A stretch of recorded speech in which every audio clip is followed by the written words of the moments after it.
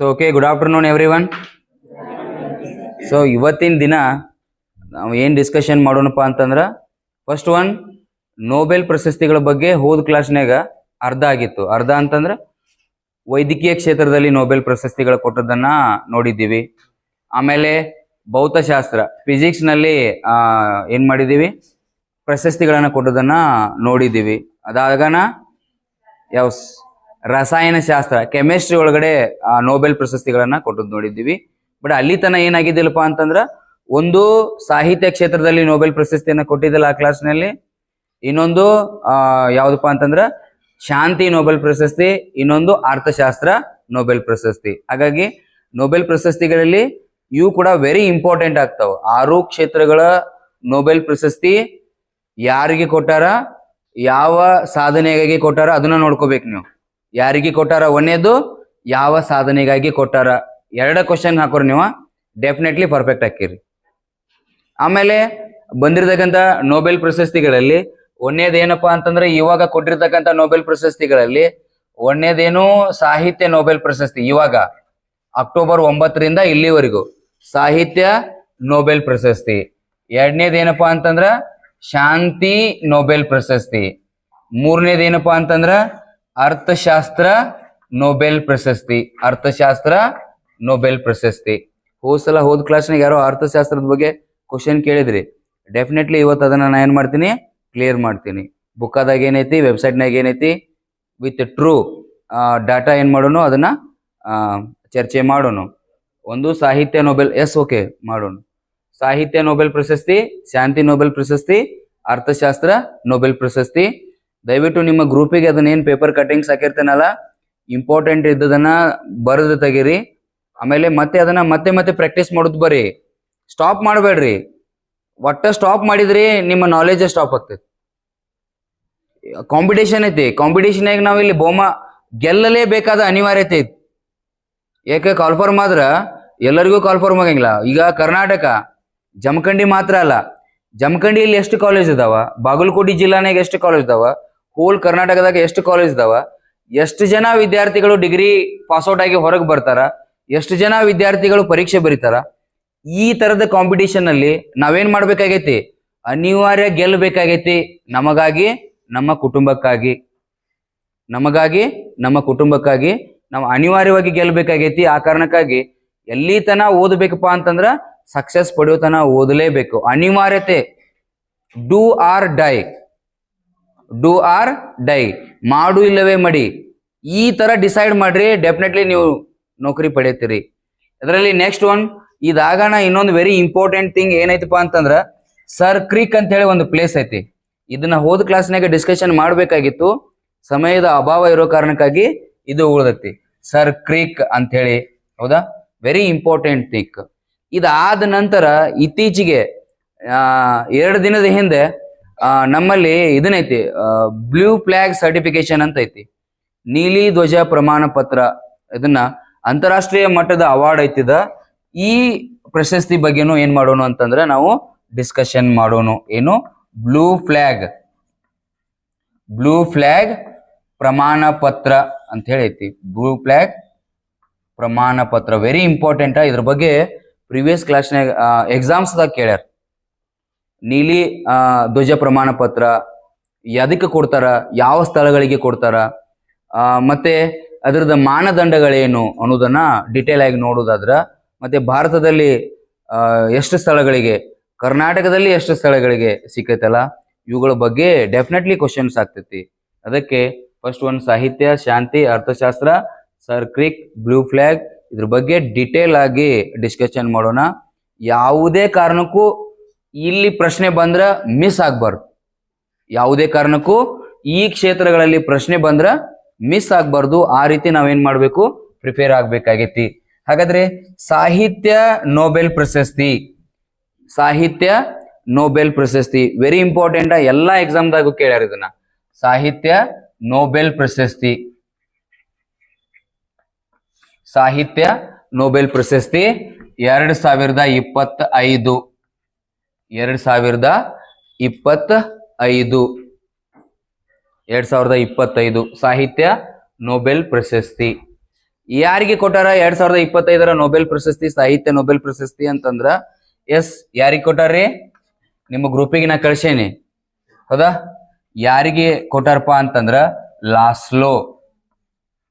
ಯಾರಿಗೆ ಕೊಟ್ಟಾರಪ್ಪ ಅಂತಂದ್ರ ಲಾಸ್ಲೋ ಕ್ರಾಸನ್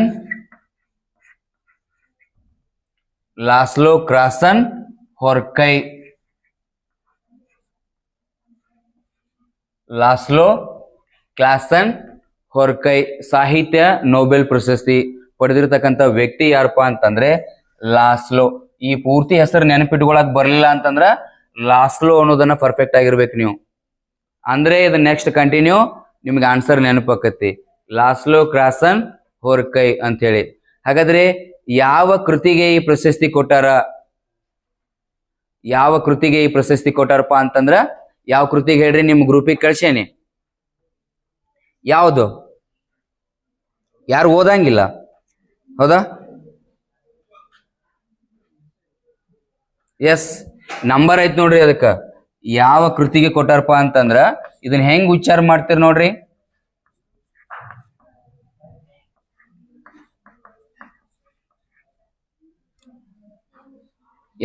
ಯಾವ ಕೃತಿಗೆ?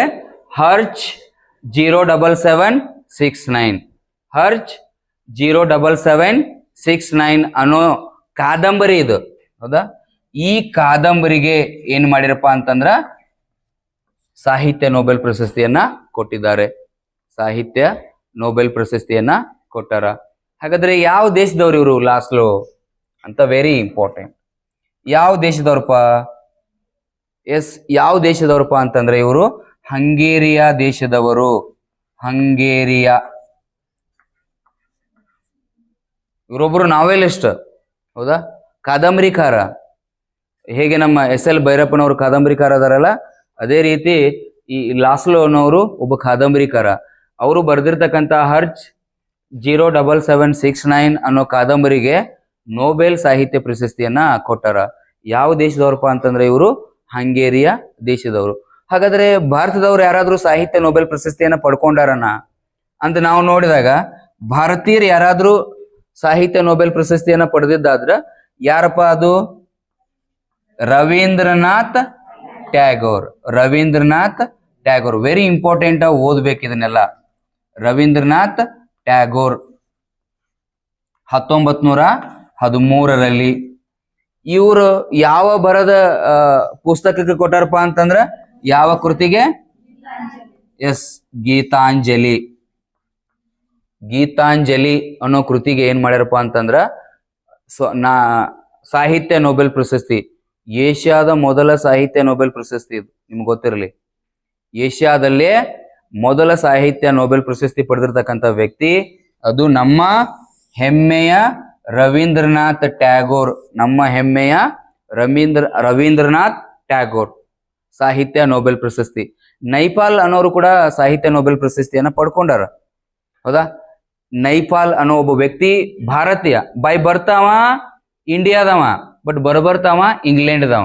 ಹಂಗಾಗಿ ನಾ ಇಲ್ಲಿ ಏನ್ ಮಾಡಂಗಿಲ್ಲ, ಇಂಡಿಯಾದವ ಅಂತ ಹೇಳಿ ಕನ್ಸಿಡರ್ ಮಾಡಿಲ್ಲ. ಬೈ ಬರ್ತ ಸಿಟಿಜನ್ಶಿಪ್ ಅವ್ರದ್ದು ಇಂಡಿಯಾದಿತ್ತು, ಬಟ್ ಅವ್ರು ಇವಾಗ ಇಂಗ್ಲೆಂಡ್ ಸಿಟಿಜನ್ಸ್, ಇಂಗ್ಲೆಂಡ್ ದೇಶದ ನಾಗರಿಕ. ಹೀಗಾಗಿ ಅವ್ರ ಬಗ್ಗೆ ಭಾರತೀಯರು ಅಂತ ಅನ್ನಕ್ ಬರೋದಿಲ್ಲ, ಬಟ್ ಭಾರತೀಯ ಮೂಲದವರು. ಅವ್ರು ಯಾರಪ್ಪ ಅಂತಂದ್ರ ನೈಪಾಲ ಭಾರತೀಯ ಮೂಲದವರು. ಬಟ್ ಸಾಹಿತ್ಯ ನೊಬೆಲ್ ಪ್ರಶಸ್ತಿ ಅಂತ ಬಂದಾಗ 2025 ಸಾಹಿತ್ಯ ನೊಬೆಲ್ ಪ್ರಶಸ್ತಿ ಲಾಸ್ಲೋ ಕ್ರಾಸನ್ ಹೊರ್ಕೈ ಅವರ ಈ ಹರ್ಚ್ 07769 ಅನ್ನೋ ಕಾದಂಬರಿಗೆ ನೊಬೆಲ್ ಪ್ರಶಸ್ತಿಯನ್ನ ಪಡೆದಿರುತ್ತಾರೆ. ಯಾವ ದೇಶದವರಪ್ಪ ಅಂತಂದ್ರೆ ಇವರು ಹಂಗೇರಿಯಾ ದೇಶದವರು ಅಂತ. Very important topic, definitely upcoming ಎಕ್ಸಾಮ್ಸ್ಗೆ ಇದು ಬರ್ತೈತಿ. ಅಂಡ್ ನೆಕ್ಸ್ಟ್ ನೊಬೆಲ್ ಪ್ರಶಸ್ತಿ ಯಾವ್ದಪ್ಪ ಅಂತಂದ್ರ ಶಾಂತಿ ನೊಬೆಲ್ ಪ್ರಶಸ್ತಿ, ಪೀಸ್ ನೊಬೆಲ್ ಪ್ರೈಸ್. ಎಸ್, ಶಾಂತಿ ನೊಬೆಲ್ ಪ್ರಶಸ್ತಿ ಯಾರಿಗೆ ಕೊಟ್ಟಾರ?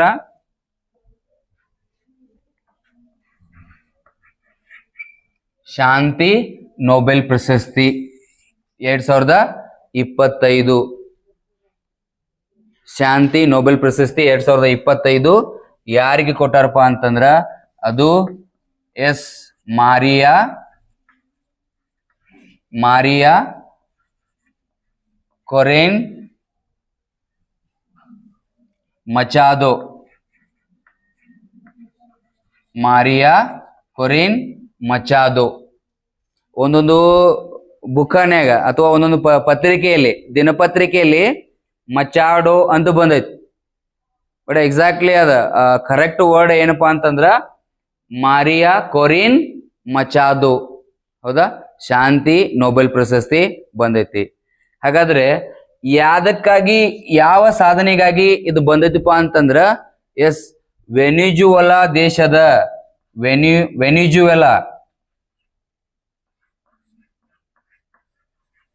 ವೆನಿಜುವಲಾ ದೇಶದ ಪ್ರಜಾಪ್ರಭುತ್ವ ಹಕ್ಕುಗಳ ಹೋರಾಟಕ್ಕಾಗಿ,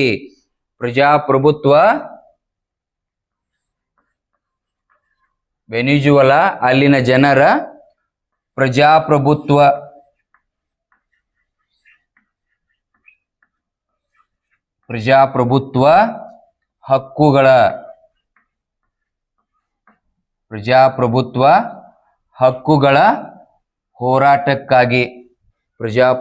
ಹಕ್ಕುಗಳ ಹೋರಾಟಕ್ಕಾಗಿ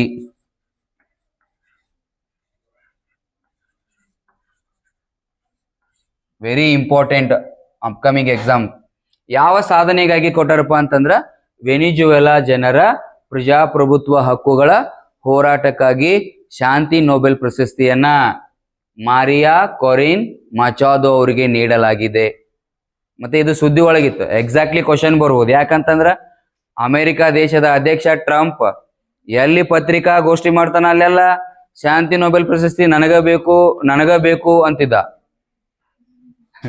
ಬಟ್ ಹಂಗ್ ಕೊಡಾಕ್ ಬರಂಗಿಲ್ಲ, ನನಗ್ ಬೇಕು ಅಂತ ಕೊಡಾಕ್ ಬರಂಗಿಲ್ಲ. ಅದಕ್ಕೆ ಅದರದೇ ಆದ ಮಾನದಂಡಗಳಿರ್ತಾವ. ಅದ್ರದ್ದು ವೇಟೇಜ್ ಕಡಿಮೆ ಆಗ್ಬಾರ್ದು. ಪ್ರಶಸ್ತಿಯನ್ನ ರಾಜಕಾರಣ ಉದ್ದೇಶಕ್ಕಾಗಿ ಕೊಡಂಗಿಲ್ಲ, ರಾಜಕೀಯ ಸಾಧನೆಗಾಗಿ ಕೊಡ್ತಾರ. ವ್ಯತ್ಯಾಸ ಗೊತ್ತಿರ್ಲಿ. ಪ್ರಶಸ್ತಿ ಅಥವಾ ಪ್ರಮಾಣ ಪತ್ರ, ಅವಾರ್ಡ್ಗಳನ್ನ ರಾಜಕಾರಣಕ್ಕೆ ಕೊಡಂಗಿಲ್ಲ, ರಾಜಕೀಯ ಸಾಧನೆಗಾಗಿ ಕೊಡ್ತಿರ್ತಾರ. ಅಥವಾ ಅವ್ರದ್ದು ಏನಾದ್ರೂ ಸಾಮಾಜಿಕ ಸಾಧನೆ ಇದ್ರೆ ಕೊಡ್ತಿರ್ತಾರೆ. ಈ ಮಾರಿಯಾ ಕೊರಿನ್ ಮಚಾದೋ ಅವ್ರದಾರಲ್ಲ, ಏನ್ ಪ್ರಜಾಪ್ರಭುತ್ವ ಕೊಲ್ಯಾಪ್ಸ್ ಆಗ್ತೈತಲ್ಲ ವೆನಿಜುವೆಲಾದಾಗ, ಅದ್ರ ವಿರುದ್ಧ ಹೋರಾಟ ಮಾಡಿ ಪ್ರಜೆಗಳ ಹಕ್ಕುಗಳನ್ನ ಪುನಃ ಸ್ಥಾಪನೆ ಮಾಡ್ಲಿಕ್ಕೆ ಹೋರಾಟ ಮಾಡಿರ್ತಕ್ಕಂಥ ವ್ಯಕ್ತಿ ಇವ್ರು. ಅಂಥದ್ದೊಂದು ಮಹತ್ತರ ಸಾಧನೆ ಆಗಿರ್ಬೇಕು. ಅಂಥವ್ರಿಗೆ ಮಾತ್ರ ಕೊಡ್ತಾರೆ. ನಾ ಅಮೆರಿಕ ಅಧ್ಯಕ್ಷ ಇದೀನಿ. ಎಸ್, ಅಮೆರಿಕದ 4 ಅಧ್ಯಕ್ಷರಿಗೆ ಕೊಟ್ಟಾರ. ಇನ್ಕ್ಲೂಡಿಂಗ್ ಬರಾಕ್ ಒಬಾಮಾಗಾದ್ರ ಕೊಡ್ತೀರಿ, ಏನೂ ಸಾಧನೆ ಮಾಡಿಲ್ಲ, ನನಗಾದ್ರೆ ಯಾಕೆ ಕೊಡಂಗಿಲ್ಲ ನೀವು ಅಂತ ಕೇಳಿದವ ಮೊನ್ನೆ. ಬಟ್ ಪ್ರಶಸ್ತಿಯನ್ನ ಬೇಡಿ ಪಡೆಯೋದಲ್ಲ, ತಾನಾಗೆ ಒಲಿದು ಬರ್ಬೇಕು. ಮತ್ತೆ ಅದಕ್ಕೊಂದು ಮಾನದಂಡ ಐತಿ. ಜನವರಿ 31 ಒಳಗ ನಾಮಿನೇಷನ್ ಮಾಡ್ಬೇಕಲ್ಲಿ. ಜನವರಿ 31 ಒಳಗ ಏನ್ ಮಾಡ್ಬೇಕು? ನಮ್ಮ ಹೆಸರನ್ನ ನೋಂದಾಯಿಸಬೇಕು, ನಮ್ಮ ಸಾಧನೆಗಳನ್ನ ಅಲ್ಲಿ ಪ್ರಸ್ತುತಪಡಿಸಬೇಕು. ಆ ಸಾಧನೆಗಳನ್ನ ಪರಿಗಣಿಸಿ ಈ ತರದ ಹಲವಾರು ಏನ್ ಬಂದಿರ್ತಾವ, ಅರ್ಜಿ ಬಂದಿರ್ತಾವ, ನಾಮಿನೇಷನ್ ಬಂದಿರ್ತಾವ, ಅವುಗಳ ಸಾಧನೆಯನ್ನ ಪರಿಗಣನೆಗೆ ತಗೊಂಡು ವೇಟೇಜ್ ಯಾವ್ದು ಜಾಸ್ತಿ ಐತಿ ಅಂತದಕ್ಕೆ ಕೊಡ್ತಾರೆ. ಹಾಗಾಗಿ ಡಿಸ್ಕಷನ್ ಒಳಗೈತಿ. ಇವತ್ತಿಗೂ ಕೂಡ ಡಿಸ್ಕಷನ್ ಐತಿ. ಕರೆಂಟ್ ಟಾಪಿಕ್ಸ್ ಇದು ವೆರಿ ಇಂಪಾರ್ಟೆಂಟ್. ಮತ್ತೆ ಅವರು ಪ್ರೆಸ್ ಮೀಟ್ ಮಾಡಿ ನನಗ್ಯಾಕೆ ಕೊಡ್ತಾರ, ಏನೂ ಸಾಧನೆ ಮಾಡಿದ ಬರಾಕ್ ಒಬಾಮಾ ಆದ್ರೆ ಕೊಡ್ತಾರ ಅಂತ. ಬಟ್ ಬರಾಕ್ ಒಬಾಮಾ ಅಂತ ಅಧ್ಯಕ್ಷ ವೇಟೇಜ್ ಐತಲ್ಲ, ಅವರು ಆ ಥರದ ಅಧ್ಯಕ್ಷ ಟ್ರಂಪ್ ಆಗೋದಿಲ್ಲ. ಡೆಫಿನೆಟ್ಲಿ ಅವ ಎಲ್ಲಾರ ನೋಡಕತ್ತಿದ್ರೆ ಬರಲಿ ಅವ ವಾಪಸ್. ಬಟ್ ಆ ಥರದ ಸಾಧನೆ ಇಲ್ಲ. ನಾವು ಯುದ್ಧ ನಿಲ್ಸಿದ್ದೀವಿ, ನನಗೂ ಕೊಡಬೇಕು ಅಂತ ಹೇಳ್ತಾರ. ಬಟ್ ತೊಟ್ಲ ತೂಗುದು ಅವನ, ಚುಟುದು ಅವನ ಮಾಡ್ತಾನ. ಹುಡುಗನ್ ನಾನು ಸಮಾಧಾನ ಮಾಡೀನಿ ಅಂತ ಹೇಳ್ತಾನ ಮ್ಯಾಲ, ಅಂದ್ರೆ ಯುದ್ಧ ನಿಲ್ಸಿನಿ. ಬಟ್ ಸ್ಟಾರ್ಟ್ ಮಾಡಕ್ಕ ಪ್ರೇರಣೆ ಚುಚ್ಚಿದ ಯಾರು ಮೂಳ ಅಂತಂದ್ರ ಅವನ. ಇವಾಗ ಇಸ್ರೇಲ್ ಇರಾನ್ ಯುದ್ಧ ಆಯ್ತು, ಸ್ಟಾಪ್ ಮಾಡ್ಬೇಕಾಗಿತ್ತು. ಅವನು ಏನ್ ಮಾಡಿದ, 2 ಮಿಸೈಲ್ಗಳನ್ನ ತಗೊಂಡ್ಬಂದು ಇರಾನ್ ಮೇಲೆ ದಾಳಿ ಮಾಡಿದ. ಹಾಗಾದ್ರೆ ಯಾವ ರೀತಿ ಇದನ್ನ ತಗೋಬೇಕು? ಹಾಗಾಗಿ ವೆರಿ ಇಂಪಾರ್ಟೆಂಟ್ ಟಾಪಿಕ್ ಮಾರಿಯಾ ಕೊರಿನ್ ಮಚಾದೋ. ಹೆಸರು ನೆನಪು ಉಳಿಲಕ್ಕ ನಿಮಗೆ ಬಹಳ ಕಷ್ಟ ಆಕಿತ್ತು ಅಂತಂದ್ರ ಬರೆದು ತೆಗಿಬೇಕು. ದಯವಿಟ್ಟು ನೀವು ಅದನ್ನ ಪ್ರಾಕ್ಟೀಸ್ ಮಾಡ್ಬೇಕು. Practice makes man perfect. ಹಾಗಾದ್ರೆ ಶಾಂತಿ ನೊಬೆಲ್ ಪ್ರಶಸ್ತಿ ಭಾರತೀಯರು ಯಾರಾದ್ರೂ ಪಡೆದಿದ್ರೆ ಅದು ಕೂಡ ಇಂಪಾರ್ಟೆಂಟ್ ಆಕೈತಿ. ಹಾಗಾದ್ರೆ ಭಾರತೀಯರು ಯಾರ್ಯಾರು ಪಡೆದಾರಪ್ಪ ಅಂತಂದ್ರೆ ಫಸ್ಟ್ ಒನ್ ಅದರಲ್ಲಿ yes Mother Teresa. Mother Teresa, ಹೌದಾ? ಮದರ್ ತೆರೇಸಾ ಯಾವಾಗಪ್ಪ ಅಂತಂದ್ರ 1979. 1979 ಮದರ್ ತೆರೇಸಾ.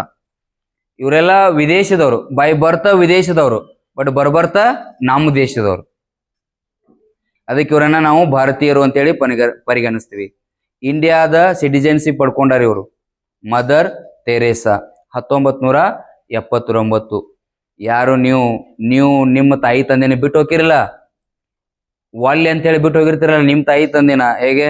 ಮದುವೆ ಆಗಾನ ಹೊಸ ಗಂಡ ಇರ್ತಾನ, ಮದುವೆ ಆಗಾನ ಹೊಸ ಹೇಂತಿರ್ತಾಳ, ಹಿರಿಯರು ಅಜ್ಜ ಅಜ್ಜಿ ಸೇವೆ ಮಾಡೋದು, ಅವರ ಪಾಲನೆ ಪೋಷಣೆ ಮಾಡೋದು ನಿಮಗೆ ಅಸಹ್ಯ ಅನ್ಸಾತಿರ್ತತಿ.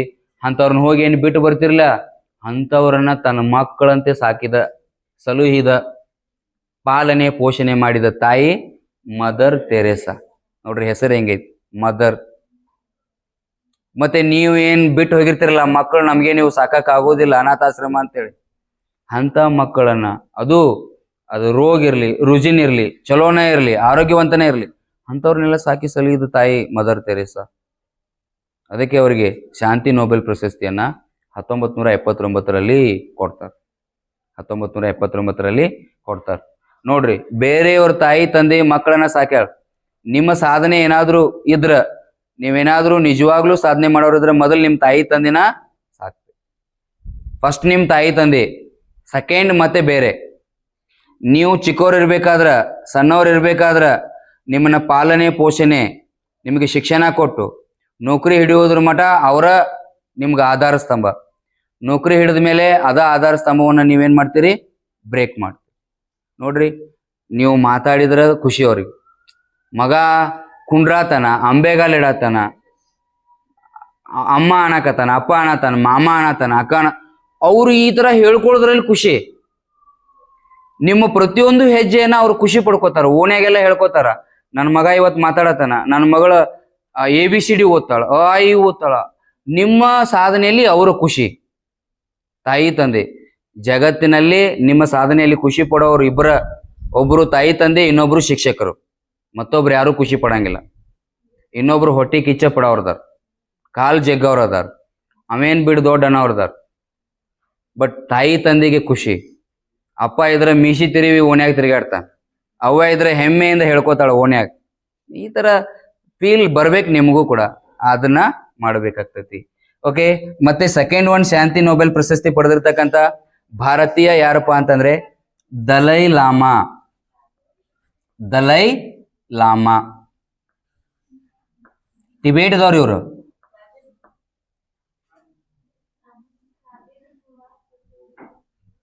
ಎಸ್, ಹೇಳ್ತೀನಿ ಇವಾಗ. ಪಿಕ್ಚರ್ ಈಸ್ ಸ್ಟಾರ್ಟ್ ಆಗೈತಿ. ದಲೈ ಲಾಮಾ ಯಾವಾಗಪ್ಪ ಅಂತಂದ್ರ 1989ರಲ್ಲಿ.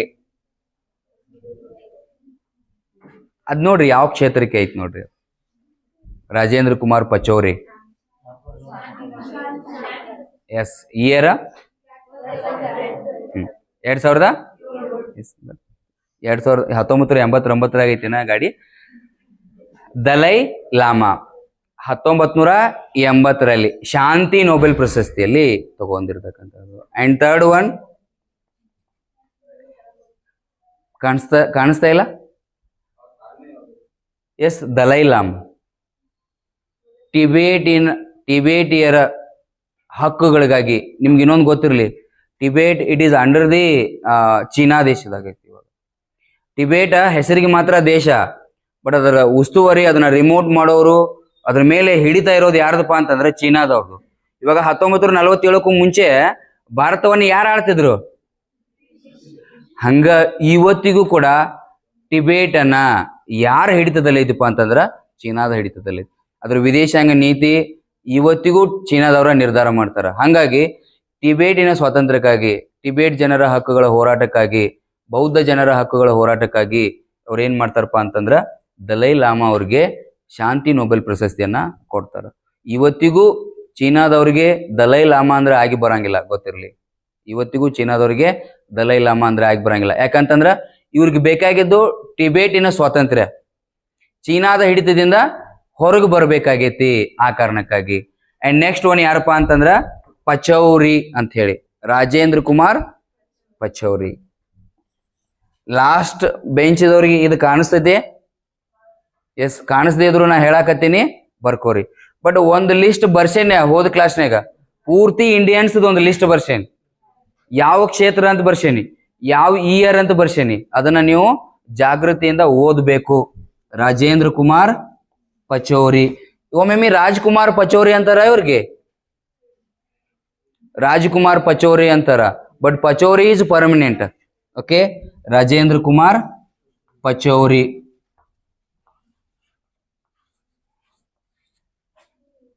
ಪಚೌರಿ 2007 ಶಾಂತಿ ನೊಬೆಲ್ ಪ್ರಶಸ್ತಿ. ಅಂಡ್ ಲಾಸ್ಟ್ ಒನ್ ಇನ್ನೊಬ್ರು ನಾಲ್ಕನೇ ವ್ಯಕ್ತಿ ಕೈಲಾಸ್ ಸತ್ಯಾರ್ಥಿ.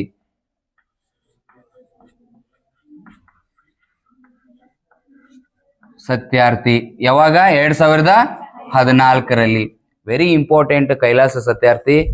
ಯಾಕೆ ಇಂಪಾರ್ಟೆಂಟ್ ಅಂತಂದ್ರ ಇವರು ಒಬ್ಬರ ಜೊತೆ ಟೈಅಪ್ ಮಾಡಿ ಶಾಂತಿ ನೊಬೆಲ್ ಪ್ರಶಸ್ತಿಯನ್ನ ತಗೊಂಡಾರ. ಯಾರ ಜೊತೆಪ್ಪ ಅಂತಂದ್ರ ಅದು ಪಾಕಿಸ್ತಾನದ ಮಹಿಳಾ ಹಕ್ಕುಗಳ ಹೋರಾಟಗಾರ್ತಿ. ಮಹಿಳಾ ಹಕ್ಕುಗಳಂತಂದ್ರ ಮಹಿಳೆಯರಿಗೆ ಶಿಕ್ಷಣ ಸಿಗಲಿ ಅಂತ ಹೋರಾಟ ಮಾಡಿರ್ತಕ್ಕಂಥ ಹೋರಾಟಗಾರ್ತಿ ಮಲಾಲಾ ಯೂಸಫ್ಜಾಯ್. ಮಲಾಲಾ ಯೂಸಫ್ಜಾಯ್ ಅದೇ ದೇಶದವ್ರಕಿನ ಹತ್ಯೆ ಮಾಡ್ಲಿಕ್ಕೆ ಟ್ರೈ ಮಾಡಿದ್ದು, ಗೊತ್ತಿರಲಿ. ಪಾಕಿಸ್ತಾನ ದೇಶದವ್ರಕಿನ ಹತ್ಯೆ ಮಾಡ್ಲಿಕ್ಕೆ ಪ್ರಯತ್ನ ಪಟ್ಟುದು. ಅದಕ್ಕೆ ಇವಾಗ ಆಕಿ ಇಂಗ್ಲೆಂಡ್ ದೇಶದಾಗ ಹೋಗಿ ಲೊಕೇಟ್ ಆಗಿರೋ. ಎಲ್ಲಿ ಲೊಕೇಟೆಡ್ ಆಗಿದಪ್ಪ ಅಂತಂದ್ರ ಇಂಗ್ಲೆಂಡ್ ದೇಶಕ್ಕೆ ಹೋಗಿ ಆಕಿ ಸಾಧನೆ ಮಾಡಿದಕ್ಕಾಗಿ ಅಮೆರಿಕದವ್ರು ನೀವು ನಮ್ ದೇಶಕ್ಕೆ ಬರ್ರಿ ಅಂತಂದ್ರು, ಕೆನಡಾದವ್ರು ನಮ್ ದೇಶಕ್ಕೆ ಬರ್ರಿ ಅಂತಂದ್ರು, ಫ್ರಾನ್ಸ್ದವ್ರು ನಮ್ ದೇಶಕ್ಕೆ ಬರ್ರಿ ಅಂತಂದ್ರು, ಇಂಗ್ಲೆಂಡ್ದವ್ರು ಆಕಿಗೆ ಆಹ್ವಾನ ಕೊಟ್ರು. ನೋಡ್ರಿ, ಕೇವಲ 16 ವರ್ಷದ ಬಾಲಕಿ ಆ ದೇಶದ ಸಿಟಿಜನ್ಶಿಪ್ ಪಡೆದ್ರೆ ಅವ್ರಿಗೆ ಹೆಮ್ಮೆ. ಆತರ ಸಾಧನೆ ಮಾಡಿರ್ತಕ್ಕಂಥ ಮಹಿಳೆ ಬಾಲಕಿ ಮಲಾಲಾ ಯೂಸಫ್ಜಾಯ್. ಇವರು ಕೂಡ ಅದೇ ಲೆವೆಲ್ಗೆ ಸಾಧನೆ ಮಾಡಿರ್ತಕ್ಕಂಥ ಕೈಲಾಸ ಸತ್ಯಾರ್ಥಿ ಅವರು. ಬಾಲಕರನ್ನ, ಯಾರು ಅನಾಥ ಮಕ್ಕಳಿರ್ತಾವಲ್ಲ ಅಂತವ್ರನ್ನ ತನ್ನ ಮಕ್ಕಳಂತೆ ಸಾಕಿ ಸಲಹಿದ ವ್ಯಕ್ತಿ ಯಾರಪ್ಪ ಅಂತಂದ್ರೆ ಅದು ಕೈಲಾಸ ಸತ್ಯಾರ್ಥಿ. ಹಾಗಾಗಿ 2014ರಲ್ಲಿ ಅವ್ರಿಗೆ ಶಾಂತಿ ನೊಬೆಲ್ ಪ್ರಶಸ್ತಿಯನ್ನ ಕೊಡ್ತಾರ. ಬಟ್ ಯಾರು ಈ ಪ್ರಶಸ್ತಿ ಕೊಡ್ತಾರ ಅದು ಇಂಪಾರ್ಟೆಂಟ್. ಈಗ ಇರ್ತಕ್ಕಂಥ ನೊಬೆಲ್ ಪ್ರಶಸ್ತಿಗಳ ಬೇರೆ. ಈಗೇನ್ ಕೊಡ್ತಿರ್ತಕ್ಕಂಥ ನೊಬೆಲ್ ಪ್ರಶಸ್ತಿಗಳನ್ನ ರಾಯಲ್ ಸ್ವೀಡಿಶ್ ಅಕಾಡೆಮಿ ಅವ್ರು ಕೊಡ್ತಾರ, ರಾಯಲ್ ಸ್ವೀಡಿಶ್ ಅಕಾಡೆಮಿ ಅವ್ರು ಕೊಡ್ತಾರ. ಬಟ್ ಶಾಂತಿ ನೊಬೆಲ್ ಪ್ರಶಸ್ತಿಯನ್ನ ನಾರ್ವೇಜಿಯನ್ ಅಕಾಡೆಮಿ ಅವ್ರು ಕೊಡ್ತಾರ, ನಾರ್ವೇಜಿಯನ್ ಅಕಾಡೆಮಿ ಅವ್ರು ಕೊಡ್ತಾರೆ ಈ ಶಾಂತಿ ನೊಬೆಲ್ ಪ್ರಶಸ್ತಿಯನ್ನ. ಅದು ಇಂಪಾರ್ಟೆಂಟ್. ಇದನ್ನ ಕೇಳ್ಯಾರ. ಶಾಂತಿ ನೊಬೆಲ್ ಪ್ರಶಸ್ತಿಯನ್ನ ಈ ಕೆಳಗಿನ ಯಾವ ಸಂಸ್ಥೆ ಕೊಡ ಮಾಡುತ್ತದೆ ಅಂತ ಕೇಳ್ಯಾರ. ನಾವೆಲ್ಲ ಮತ್ತೇನ್ ಕೇಳ್ತೀವಿ? ಸ್ವೀಡನ್ ಸ್ವೀಡಿಶ್ ಅಕಾಡೆಮಿ ಅಂತ ಅದ್ರಾಗ ಇರ್ತಾವ. ಅವು ಬಹಳ ಓದಿರ್ತೀವಲ್ಲ, ಕನ್ಫ್ಯೂಸ್ ಆಗ್ತೈತಿ. ಬಟ್ ಇದನ್ನ ಯಾರು ಕೊಡ್ತಾರಪ್ಪ ಅಂತಂದ್ರ ನಾರ್ವೇಜಿಯನ್. ನಾರ್ವೇಜಿಯನ್ ನಾರ್ವೇಜಿಯನ್ ಈ ಜಿ ಅಲ್ಲ, ಇದು ದೊಡ್ಡ ಜಿ ಬರ್ತೈತಿ ನೋಡ್ರಿ. Norwegian academy. ನಾರ್ವೇಜಿಯನ್ ಅಕಾಡೆಮಿ ಅವ್ರು ಕೊಡ್ತಾರ. ಅಂದ್ರೆ ನಾರ್ವೇಜಿಯನ್ ಅಕಾಡೆಮಿ ಯಾವ್ದಿದು? ನಾರ್ವೇ ದೇಶದ. ಯಾವ ದೇಶಪ್ಪ ಇದು? ನಾರ್ವೇ ದೇಶ. ನಾರ್ವೇ ದೇಶ ಎಷ್ಟು ಅದ್ಭುತ ಅಲ್ಲ.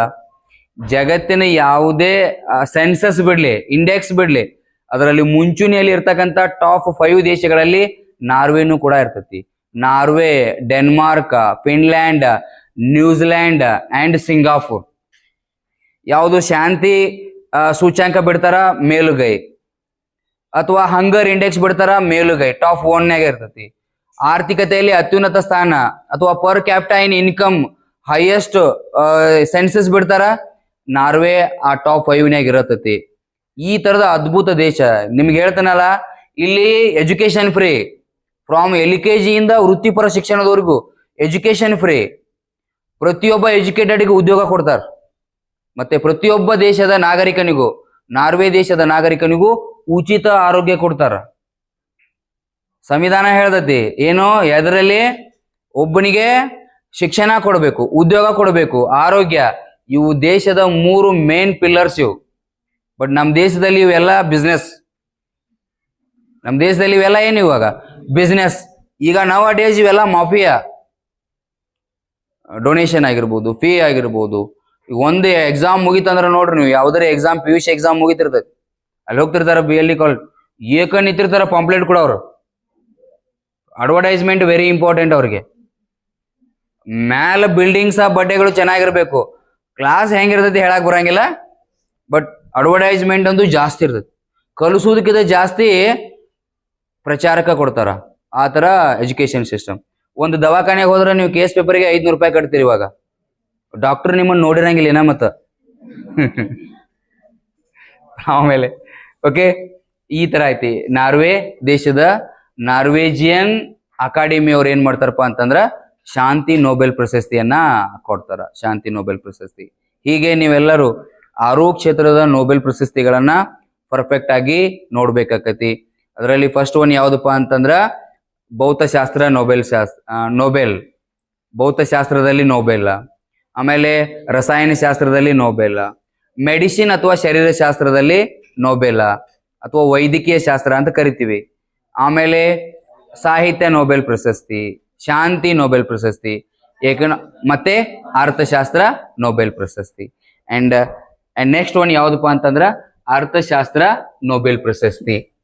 ಅರ್ಥಶಾಸ್ತ್ರ ನೊಬೆಲ್ ಪ್ರಶಸ್ತಿ ವೆರಿ ಇಂಪಾರ್ಟೆಂಟ್. ಅರ್ಥಶಾಸ್ತ್ರ ನೊಬೆಲ್ ಪ್ರಶಸ್ತಿ ರೀಸೆಂಟ್ ಆಗಿ ಲಾಸ್ಟ್ ಕೊಟ್ಟಿರ್ತಕ್ಕಂಥ ಅವಾರ್ಡ್ ಯಾವ್ದಪ್ಪ ಅಂತಂದ್ರ ಅರ್ಥಶಾಸ್ತ್ರ ನೊಬೆಲ್ ಪ್ರಶಸ್ತಿ ಅಂತ ಇರ್ತೈತಿ. Very important.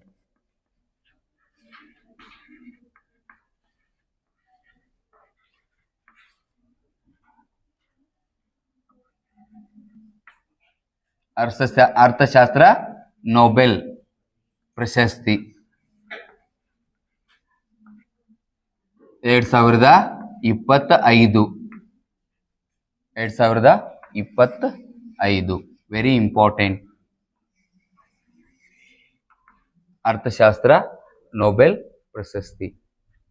ಎಸ್, ಅರ್ಥಶಾಸ್ತ್ರ ನೊಬೆಲ್ ಪ್ರಶಸ್ತಿಯನ್ನ ಪಡೆದಿರ್ತಕ್ಕಂಥ ಎಷ್ಟು ಜನ ಪಡೆದಾರ ಅಂತಂದ್ರ 3 ಜನ ವ್ಯಕ್ತಿಗಳು ಅರ್ಥಶಾಸ್ತ್ರ ನೊಬೆಲ್ ಪ್ರಶಸ್ತಿಯನ್ನ ಪಡೆದಾರ. ಇದರಲ್ಲಿ ಫಸ್ಟ್ ಒನ್ ಯಾರಪ್ಪ ಅಂತಂದ್ರ ಜೋಯಲ್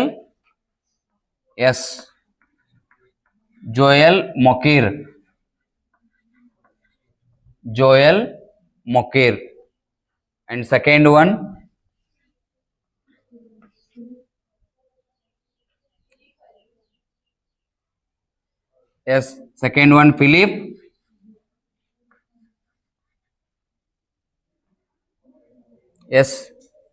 ಒನ್ ಫಿಲಿಪ್ ಏನು ಓದಾಕ್ ಬರುವತ್ತನ್ನದನ್ನ ಒಗ್ಯಾನಲ್ಲದ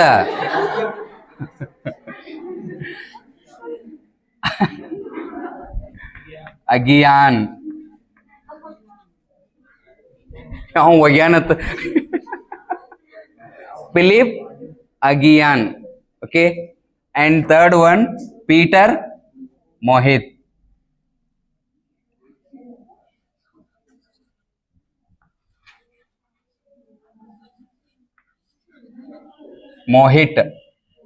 ರೋಹಿತ್ ಅದ್ ಬರ್ದಿರಿ ಮತ್ತೆ ಅವ್ರೆ. ಫಸ್ಟ್ ಒನ್ ಇವಾಗ ಹೆಸರು ಹೇಳ್ರಿ, ಪ್ರಾಕ್ಟೀಸ್ ಆಗ್ತೈತಿ. ಓಕೆ. ಫಸ್ಟ್ ಒನ್ ಯಾರು? Second one and third one? Yes, very nice. ಏನಿದ? ಕೋಯಿಟ್. ಹಾ ಯಾ ಕೋಬಿಸ್ ಅಲ್ಲದ, ಹೋಹಿಟ್. Yes, okay. ಇದೇನಾಗ್ಬೇಕು? ವಿ ಆಗ್ಬೇಕು. ಹೋವಿಟ್. ಓಕೆ. ಹೋವಿತ್ ಅಂತ ಐತಿ ಕೆಲವೊಂದು ವೆಬ್ಸೈಟ್ನಾಗ. ಬಟ್ ಪತ್ರಿಕೆಗಳಲ್ಲಿ ಬಂದಿರತಕ್ಕಂಥ ಅಲ್ಟಿಮೇಟ್ ಕನ್ನಡದ ಅನುವಾದ ಏನಪ್ಪಾ ಅಂತಂದ್ರೆ ಅದು ಹೋವಿಟ್. ಇವಾಗ ಹೇಳ್ರಿ, ಫಸ್ಟ್ ಒನ್ ಯಾರು? Second one and third one? Yes. ಹಾಗಾದ್ರೆ ಯಾವ ಸಾಧನೆಗಾಗಿ ಇವರಿಗೆ ಪ್ರಶಸ್ತಿ ಕೊಟ್ಟೈತಿ ಅದು ಇಂಪಾರ್ಟೆಂಟ್. ಯಾವ ಸಾಧನೆಗಪ್ಪ ಅಂತಂದ್ರ ಎಸ್ ನಾವೀನ್ಯತೆ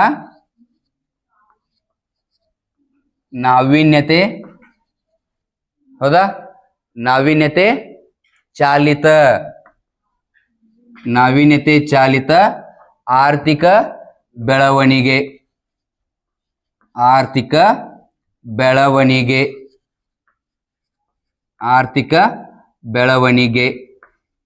ವಿವರಿಸಿದ್ದಕ್ಕಾಗಿ ಅಂತ ಆಯ್ತು ನೋಡ್ರಿ.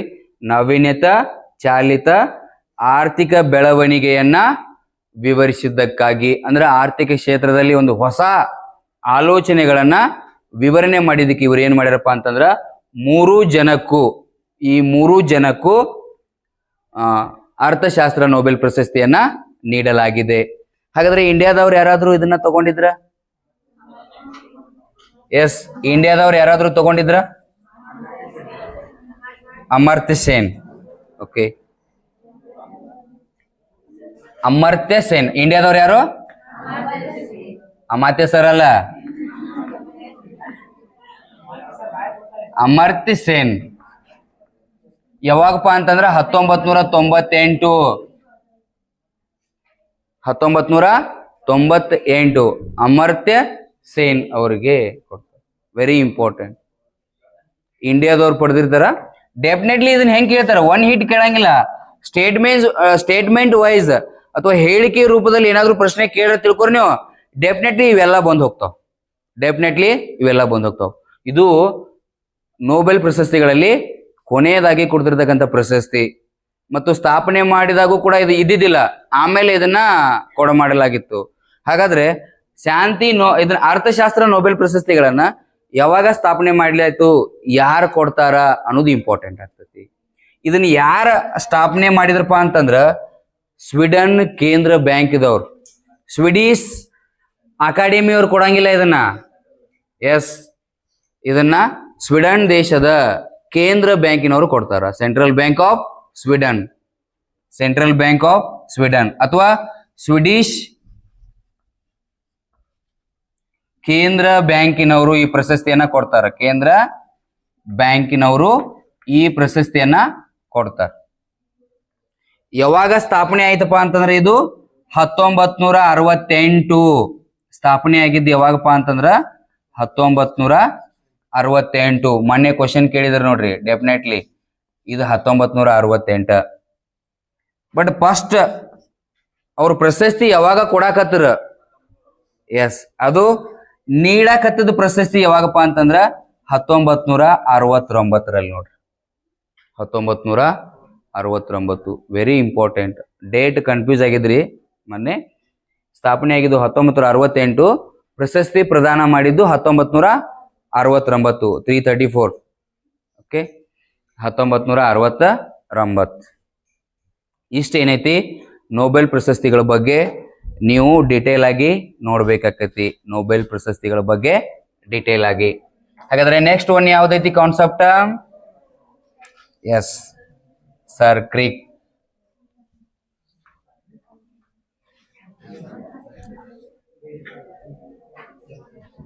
S, next very important concept ಏನಪ್ಪಾ ಅಂತಂದ್ರೆ ಸರ್ ಕ್ರಿಕ್. ಹಾ, ಸಾಕ್ರಿ ಅಲ್ಲ, ಸರ್ ಕ್ರಿಕ್.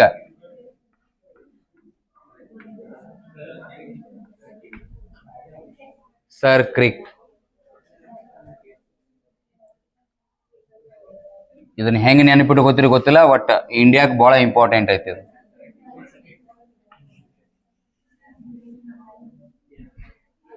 ಹಾ, ಸರ್ ನಾವ್ ಮತ್ತ ಅಲ್ಲಿ ಹಂಗ ಕಿಟಕಿಯಾಗ ಹೋಗುದಾಗ್ರ, ಸರಿರಿ ಸರ್ ನೀವು ಅಂತೇಳಿ ಹಂಗ. Okay, Sir Creek very important. But nowadays ಪತ್ರಿಕೆಗಳಲ್ಲಿ ಬಂದಿರತಕ್ಕಂಥದ್ದು, ಇಂಡಿಯಾ ಅಂತಂದ್ರ ಪಾಕಿಸ್ತಾನ ಮತ್ತೆ ಭಾರತಕ್ಕೆ ವಿವಾದ ಅಂತಂದ್ರ ಕೇವಲ ಕಾಶ್ಮೀರ್ ಅಂತ ಅನ್ಕೋತೀವಿ. ಕೇವಲ ಕಾಶ್ಮೀರ್ ಮಾತ್ರ ಭಾರತ ಪಾಕಿಸ್ತಾನಕ್ಕೆ ವಿವಾದ ಐತಿ. ಕಾಶ್ಮೀರ್ ನಮ್ಮದು ಅಂತ ಅವ್ರ ಹತ್ತಾರ, ನಮ್ಮದು ಅಂತ ನಾವ್ ಹತ್ತೀವಿ. ಬಟ್ ಇವತ್ತಿಗೂ ಕೂಡ ಕಾಶ್ಮೀರ ಕೆಲವೊಂದಿಷ್ಟು ಭಾಗ ಪಾಕಿಸ್ತಾನಕ್ಕೂ ಐತಿ, ಕೆಲವೊಂದಿಷ್ಟು ಭಾಗ ಇಂಡಿಯಾಕ್ಕೂ ಐತಿ. ಪಾಕ್ ಆಕ್ಯುಪೈಡ್ ಕಾಶ್ಮೀರ್ POK ಅಂತ ಕರಿತೀವಲ್ಲ, ಎಸ್ ನಾವು ಮ್ಯಾಪ್ನಾಗ ಅಷ್ಟ ಗುರುತು ಮಾಡ್ಕೋತೀವ, ಬಟ್ ಪಾಕ್ ಆಕ್ಯುಪೈಡ್ ಅನ್ನೋ ಒಂದು ಲೈನ್ ಹಿಡ್ಕೊಂಡ ಒಂದಿಷ್ಟು ಭಾಗ ಇವತ್ತಿಗೂ ಪಾಕಿಸ್ತಾನ ಹಿಡಿತದಾಗ ಐತಿ. ಅಲ್ಲೇ ಆ ಪಾಕಿಸ್ತಾನ ಸರ್ಕಾರದ ಆಡಳಿತನ ಐತೆ ಅಲ್ಲಿ ಇವತ್ತಿಗೂ ಕೂಡ POKದಾಗ, ಪಾಕ್ ಆಕ್ಯುಪೈಡ್ ಕಾಶ್ಮೀರ್. ಹೌದಾ? ಬಟ್ ಅಂತದ ಒಂದು ಪ್ಲೇಸ್ ಯಾವ್ದಪ್ಪ ಅಂತಂದ್ರ ಸರ್ ಕ್ರೀಕ್ ಅಂತ ಹೇಳಿ. ಇಂಡಿಯಾಕ್ಕೂ ಮತ್ತೆ ಪಾಕಿಸ್ತಾನಕ್ಕೂ ವಿವಾದ ಮತ್ತೆ ಅಗೇನ್ ಇದು, ಇಂಡಿಯಾಕ್ಕೂ ಮತ್ತೆ ಪಾಕಿಸ್ತಾನಕ್ಕೆ. ಹಾಗಾದ್ರೆ ಎಲ್ಲಿ ಲೊಕೇಟೆಡ್ ಆಗೈತಿಪ್ಪ ಅಂತಂದ್ರೆ ಇದು ನಿಮಗೆ ಗೊತ್ತಿರ್ಲಿ, ಭಾರತದ ಕಚ್ ಹಾಗೂ ಪಾಕಿಸ್ತಾನದ ಸಿಂಧ್ ಪ್ರಾಂತ್ಯದ ನಡುವೆ ಐತಿದು. ಪಾಕಿಸ್ತಾನದ ಸಿಂಧ್ ಪ್ರಾಂತ್ಯ, ಪಾಕಿಸ್ತಾನದ ಸಿಂಧ್ ಪ್ರಾಂತ್ಯದಲ್ಲಿ ಇದು ಐತಿ.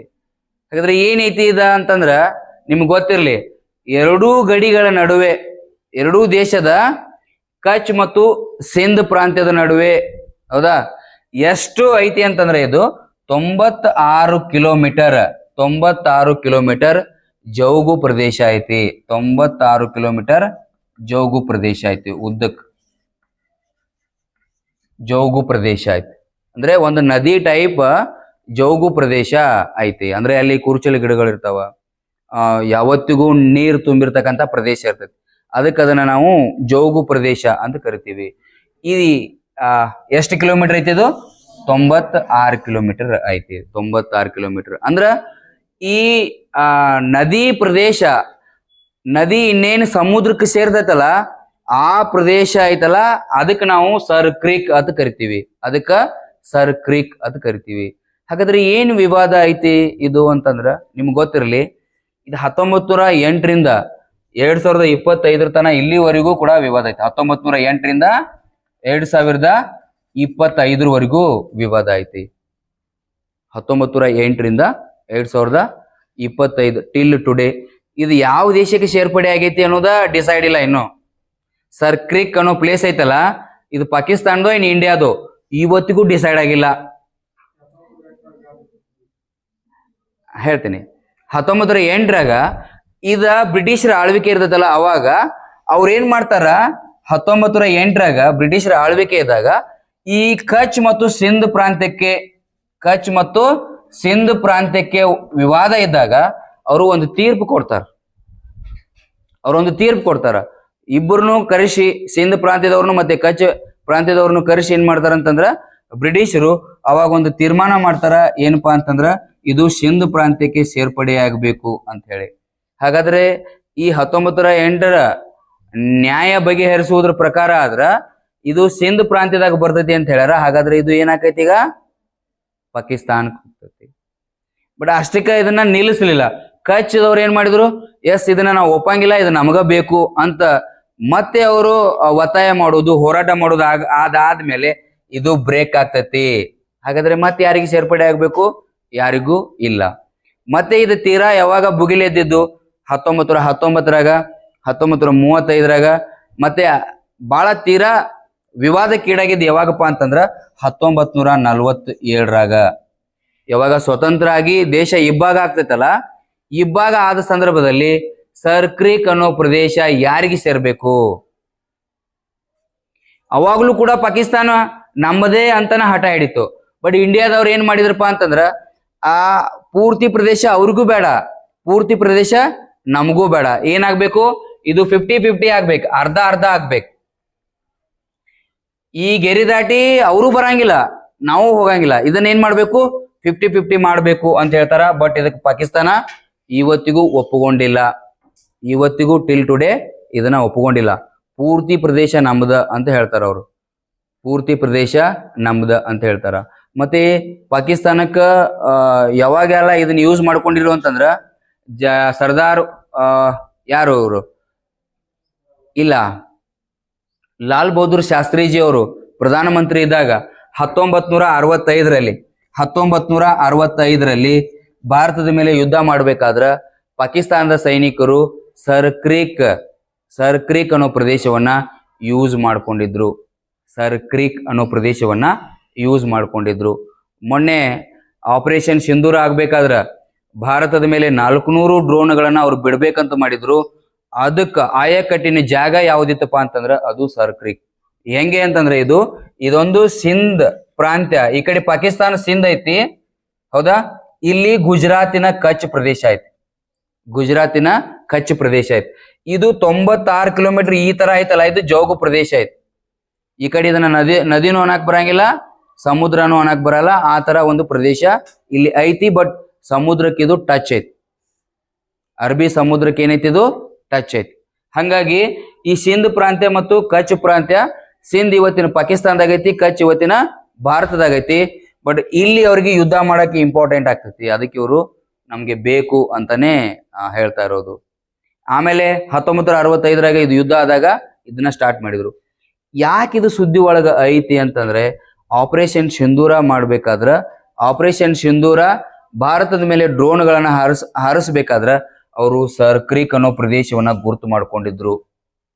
ಎಲ್ಲರೇ ಆಪರೇಷನ್ ಸಿಂಧೂರ ಸ್ಟಾಪ್ ಆಗಿದ್ದಿಲ್ಲ ಅನ್ಕೋರಿ, ಅವರು 400 ಡ್ರೋನ್ಗಳನ್ನ ತಗೊಂಡ್ ಬಂದಿದ್ರು.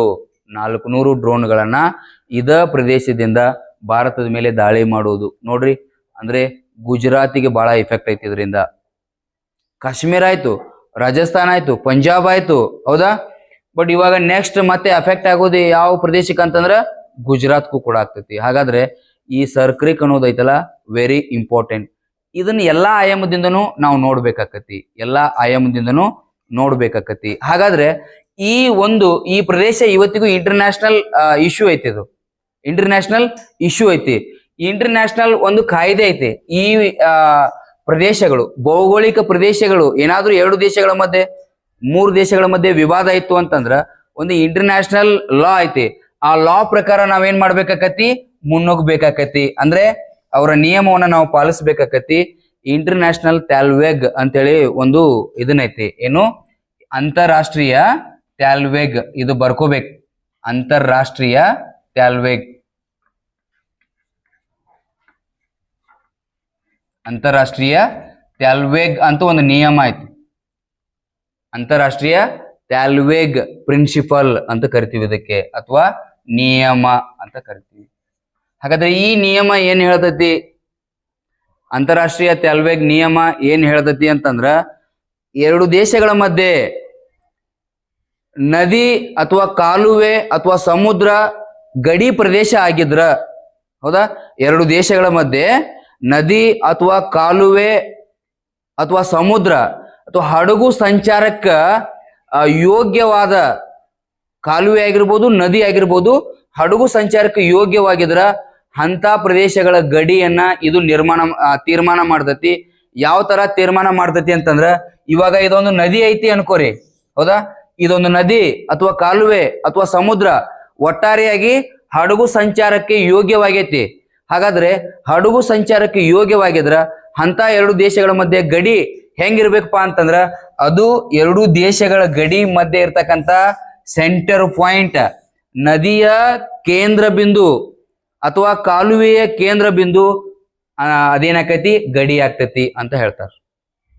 ಆ ಕಡೆ 50%, ಈ ಕಡೆ 50%. ಅಂದ್ರೆ ನದಿಗೆ ಅತಿ ತೆಗ್ಗು ಪ್ರದೇಶ ಇರ್ತೈತಲ್ಲ, ಆ ತಗ್ಗಾದು ಪ್ರದೇಶವನ್ನ ಗಡಿಯಾಗಿ ಗುರುತಿಸ್ಕೋಬೇಕು ಅಂತ ಅಂತಾರಾಷ್ಟ್ರೀಯ ಟ್ಯಾಲ್ವೆಗ್ ನಿಯಮ ಹೇಳ್ತೈತಿ. ಈ ನಿಯಮದ ಪ್ರಕಾರ ಇವತ್ತಿಗೆ ಇಂಡಿಯಾ ಇದು ಇಂಟರ್ನ್ಯಾಷನಲ್ ಇಶ್ಯೂ ಐತಿ. ಇಂಡಿಯಾ ಇದ ನಿಯಮದ ಪ್ರಕಾರ ಸರ್ ಕ್ರೀಕ್ ಅರ್ಧ ಪ್ರದೇಶ ನಮಗ್ ಬೇಕು ಅಂತ ಹೇಳ್ತಾರ. ಸರ್ ಕ್ರೀಕ್ದ ಅರ್ಧ ಪ್ರದೇಶ ನಮಗ್ ಬೇಕು. ಯಾಕ, ಈ ಇಂಟರ್ನ್ಯಾಷನಲ್ ನಿಯಮ ಏನ್ ಹೇಳ್ತೈತಿ, ಇಲ್ಲಿ ಗಡಿ ಗುರುತಿಸ್ಬೇಕು. ಇವಾಗ ಇದು ಪೂರ್ತಿ ನದಿ ಐತಿ, ಹಾಗಾದ್ರೆ ಸೆಂಟರ್ ಕೇಂದ್ರ ಬಿಂದು ಯಾವುದು, ಇಲ್ಲಿ ಐತಲ್ಲ. ಮತ್ತೆ ಇದು ನದಿಯ ತಿರುವು ಬದಲಾಗ್ತಿರ್ತೈತಿ. ಅವಾಗ ವಿಕೋಪ ಬಂದಾಗ, ಪ್ರವಾಹ ಬಂದಾಗ, ಮಳೆ ಜಾಸ್ತಿ ಆದಾಗ ನದಿಯ ತಿರುವು ಬದಲಾಗ್ತೈತಲ್ಲ, ಅವಾಗ ಈ ಸೆಂಟರ್ ಪಾಯಿಂಟ್ ಕೂಡ ಚೇಂಜ್ ಆಗ್ತೈತಿ ಅಂತ ಹೇಳ್ತಾರ. ಇನ್ ಕೇಸ್ ಈ ಕಡೆ ಬಂದ್ರು ಈ ಕಡೆ ಅರ್ಧ ಭಾಗ ಬಿಡ್ಬೇಕಾಕತಿ, ಆ ಕಡೆ ಹೋದ್ರು ಆ ಕಡೆ ಅರ್ಧ ಭಾಗ ಕೊಡ್ಲೇಬೇಕಾಕತಿ. ಹಂಗಾಗಿ ಅಂತಾರಾಷ್ಟ್ರೀಯ ಟ್ಯಾಲ್ವೆಗ್ ನಿಯಮದ ಪ್ರಕಾರ ಭಾರತದವರು ಇದನ್ನ ನ್ಯಾಯ ಬಗೆಹರಿಸ್ರಿ ಅಂತಾರ. ಬಟ್ ಪಾಕಿಸ್ತಾನ ಇದನ್ನ ಒಪ್ಪುಗೊಳ್ಳಂಗಿಲ್ಲ. ಹಾಗಾದ್ರೆ ಏನ್ ಇಂಪಾರ್ಟೆಂಟ್ ಐತಿ ಅದರಲ್ಲಿ, ಆ ಒಂದು ಪ್ಲೇಸ್ನಾಗ ಏನ್ ಇಂಪಾರ್ಟೆಂಟ್ ಐತಿ ಆರ್ಥಿಕವಾಗಿ ಮತ್ತು ಭದ್ರತೆಯ ದೃಷ್ಟಿಯಿಂದ ನೋಡೋದಾದ್ರ, ಫಸ್ಟ್ ಒನ್ ನಾವು ಭದ್ರತೆಯ ದೃಷ್ಟಿಯಿಂದ ನೋಡ್ಬೇಕಾಕತಿ. ಫಸ್ಟ್ ಒನ್ ಏನ್ ಮಾಡ್ಬೇಕು, ಭದ್ರತೆ ದೃಷ್ಟಿಯಿಂದ. ಯಾವ ಭದ್ರತೆ? ಪಾಕಿಸ್ತಾನ ಆಗಿರ್ಬೋದು, ಇಂಡಿಯಾ ಆಗಿರ್ಬೋದು. ಹಾಗಾದ್ರೆ ಭದ್ರತೆಯ ದೃಷ್ಟಿಯಿಂದ ನೋಡೋದಾದ್ರ ಎಂತ ಪ್ಲೇಸ್ ಪಾ ಅಂತಂದ್ರೆ ಇದು ಪಾಕಿಸ್ತಾನದ ಕರಾಚಿ ಬಂದರಿಗೆ ಇದು ಬಹಳ ಸಮೀಪ ಐತಿ. ಪಾಕಿಸ್ತಾನದ ಕರಾಚಿ ಬಂದರಕ್ಕೆ ಇದೇನೈತಿಪ್ಪ ಅಂತಂದ್ರ ಬಹಳ ಸಮೀಪ ಐತಿ. ಹಾಗಾದ್ರೆ ನಮ್ಮ ಮೇಲೆ ಯುದ್ಧ ಮಾಡ್ಲಿಕ್ಕೆ ಅವ್ರಿಗೆ ಬಹಳ ಸಲೀಸ್ ಆಗ್ತೈತಿ. ಪಾಕಿಸ್ತಾನದ ಕರಾಚಿ ಬಂದರ್ ಐತಲ್ಲ, ಅದು ಇಂಟರ್ನ್ಯಾಷನಲ್ ಅಂತಾರಾಷ್ಟ್ರೀಯ ಬಂದರು.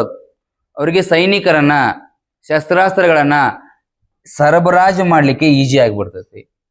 ಮತ್ತೆ ಇಲ್ಲಿ ಇನ್ನೊಂದು ಏನೈತಿ ಅಂತಂದ್ರ ಇವರು ಗಣಿಗಾರಿಕೆ ಮಾಡ್ತಾರ. ಅಂತಾರಾಷ್ಟ್ರೀಯ ಈ ಬಂದರ್ ಆಗಿರ್ತಕ್ಕಂಥ ಈ ಕರಾಚಿ ಬಂದರ್ನಲ್ಲಿ ಚೀನಾ ದೇಶದ ಚಟುವಟಿಕೆಗಳು ಕೂಡ ಅದಾವ. ಸರ್ ಕ್ರೀಕ್ ಸಮೀಪ ಚೀನಾ ಮತ್ತು ಪಾಕಿಸ್ತಾನ್ ಗಣಿಗಾರಿಕೆಯನ್ನ ಮಾಡ್ಕೊಂಡವ. ಹಾಗಾದ್ರೆ ಚೀನಾಕ್ಕೂ ಮತ್ತೆ ಪಾಕಿಸ್ತಾನಕ್ಕೂ ವೆರಿ ಇಂಪಾರ್ಟೆಂಟ್ ಆಗ್ತೈತಿ. ಭಾರತದ ಮೇಲೆ ಏನಾದ್ರೂ ಯುದ್ಧ ಮಾಡ್ಬೇಕಾದ್ರ, ಭಾರತದ ಮೇಲೆ ಏನಾದ್ರೂ ಹಿಡಿತ ಸಾಧಿಸಬೇಕಾದ್ರ. ಮತ್ತೆ ಇದು ಸರ್ ಕ್ರೀಕ್ ಐತಲ್ಲ, ಗುಜರಾತ್ಗೆ ಬಹಳ ಸಮೀಪ ಐತಿ. ನಮ್ಮ ಗುಜರಾತದ 2 ಬಂದರುಗಳು ಇಲ್ಲೇ ಅದಾವ. ಯಾವಪ್ಪ ಅಂತಂದ್ರ ಒಂದು ಮುಂದ್ರಾ, ಇನ್ನೊಂದು ಕಾಂಡ್ಲಾ. ಹಾಗಾದ್ರ ಈ ಬಂದರುಗಳಿಗೆ ಪೆಟ್ಟು ಬೀಳ್ತೈತಿ, ಗೊತ್ತಿರ್ಲಿ ನಿಮ್ಗೆ. ಇಲ್ಲಿ ನಡೀತಿರ್ತಕ್ಕಂಥ ವ್ಯಾಪಾರ ವಹಿವಾಟ ಸ್ಟಾಪ್ ಆಕತಿ. ಯಾವಾಗ? ಯುದ್ಧದ ಸಂದರ್ಭದಲ್ಲಿ. ಒಂದು ಮುಂದ್ರಾ, ಇನ್ನೊಂದು ಕಾಂಡ್ಲಾ ಬಂದರುಗಳದಾವ್. ಗುಜರಾತಿನ 2 ಬಂದರುಗಳಿವು. ಒಂದು ಮುಂದ್ರಾ, ಇನ್ನೊಂದು ಕಾಂಡ್ಲಾ ಬಂದರಿಗೆ ಪೆಟ್ಟು ಬೀಳ್ತತಿ. ನೋಡ್ರಿ, ಕರಾಚಿ ಬಂದರಿಗೂ ಮತ್ತೆ ಮುಂದ್ರಾ ಮತ್ತು ಕಾಂಡ್ಲಾ ಬಂದರಿಗೆ ಸೆಂಟರ್ ಪ್ಲೇಸ್ ಯಾವ್ದಪ್ಪ ಅಂತಂದ್ರ ಸರ್ ಕ್ರೀಕ್. ಸೆಂಟರ್ ಪ್ಲೇಸ್ ಇರೋದು ಸರ್ ಕ್ರೀಕ್. ಮತ್ತೆ ಇದು ಅಂತಾರಾಷ್ಟ್ರೀಯ ನಿಯಮ ಏನ್ ಹೇಳ್ತೈತಿಪ್ಪ ಅಂತಂದ್ರ ಹಡಗು ಯೋಗ್ಯವಾಗಿರ್ತಕ್ಕಂಥ ಪ್ರದೇಶ ಇದ್ರ ಅದನ್ನ ನೀವು ಅರ್ಧ ಮಾಡ್ಕೋರಿ ಅಂತ ಹೇಳ್ತಾರ. ಬಟ್ ಪಾಕಿಸ್ತಾನದವರು ಇದು ಜೌಗು ಪ್ರದೇಶ ಐತಿ, ಹಡಗು ಸಂಚಾರಕ್ಕೆ ಯೋಗ್ಯವಾದ ಪ್ರದೇಶ ಅಲ್ಲ ಅಂತ ಹೇಳ್ತಾರ ಅವ್ರು. ಬಟ್ ಈ ಸಮುದ್ರ ತೊರೆಗಳು, ಹೌದಾ, ಈ ಸಮುದ್ರ ತೊರೆಗಳು ಬಂದಾಗ ಅಥವಾ ಏರು ಬಂದಾಗ ಏನಾಗ್ತತಿ, ಹಡಗುಗಳ ಸಂಚಾರ ಆಗ್ತೈತಿ ಅಂತ ಹೇಳಿ ಭಾರತದವ್ರದ ವಾದ ಐತಿ. ಅದನ್ನ ಇವತ್ತಿಗೂ ಬಗೆಹರಿತಾ ಇಲ್ಲ. ಬಟ್ ಆರ್ಥಿಕವಾಗಿ ಏನ್ ಇಂಪಾರ್ಟೆಂಟ್ ಐತಿ ಅಲ್ಲಿ ಅಂತಂದ್ರ, ಆರ್ಥಿಕವಾಗಿ ವೆರಿ ಇಂಪಾರ್ಟೆಂಟ್. ಇಲ್ಲಿ ಅನಿಲ ಮತ್ತು ತೈಲ ನಿಕ್ಷೇಪ ಐತಿ. ಏಷ್ಯಾದಲ್ಲೇ ಹೈಯೆಸ್ಟ್ ಏನೈತಿಪ್ಪ ಅಂತಂದ್ರೆ ಇದು ತೈಲು ಮತ್ತು ಅನಿಲ ನಿಕ್ಷೇಪ ಐತಿ ಇಲ್ಲಿ ಆರ್ಥಿಕ ದೃಷ್ಟಿಯಿಂದ ನೋಡೋದಾದ್ರ. ಹೌದಾ, ಒಂದನೇದ ಏನಪ್ಪಾ ಅಂತಂದ್ರ ಅನಿಲ ನಿಕ್ಷೇಪ ಐತಿ. ಅನಿಲ ನಿಕ್ಷೇಪ ಐತಿ. ಸೆಕೆಂಡ್ ಒನ್ ಏನೈತಿಪ್ಪ ಅಂತಂದ್ರ ತೈಲ ನಿಕ್ಷೇಪ ಐತಿ. ಇದು ವೆರಿ ಇಂಪಾರ್ಟೆಂಟ್. ಇದಕ್ಕಾಗಿ 2 ದೇಶಗಳ ಫೈಟಿಂಗ್. ಯುದ್ಧ ಆದ್ರೆ ಆ ಮಾತು ಬೇರೆ. ಬಟ್ ಇಲ್ಲಿ ನಮಗೆ ಇಂಪಾರ್ಟೆಂಟ್ ಏನಪ್ಪಾ ಅಂತಂದ್ರೆ ಇದು.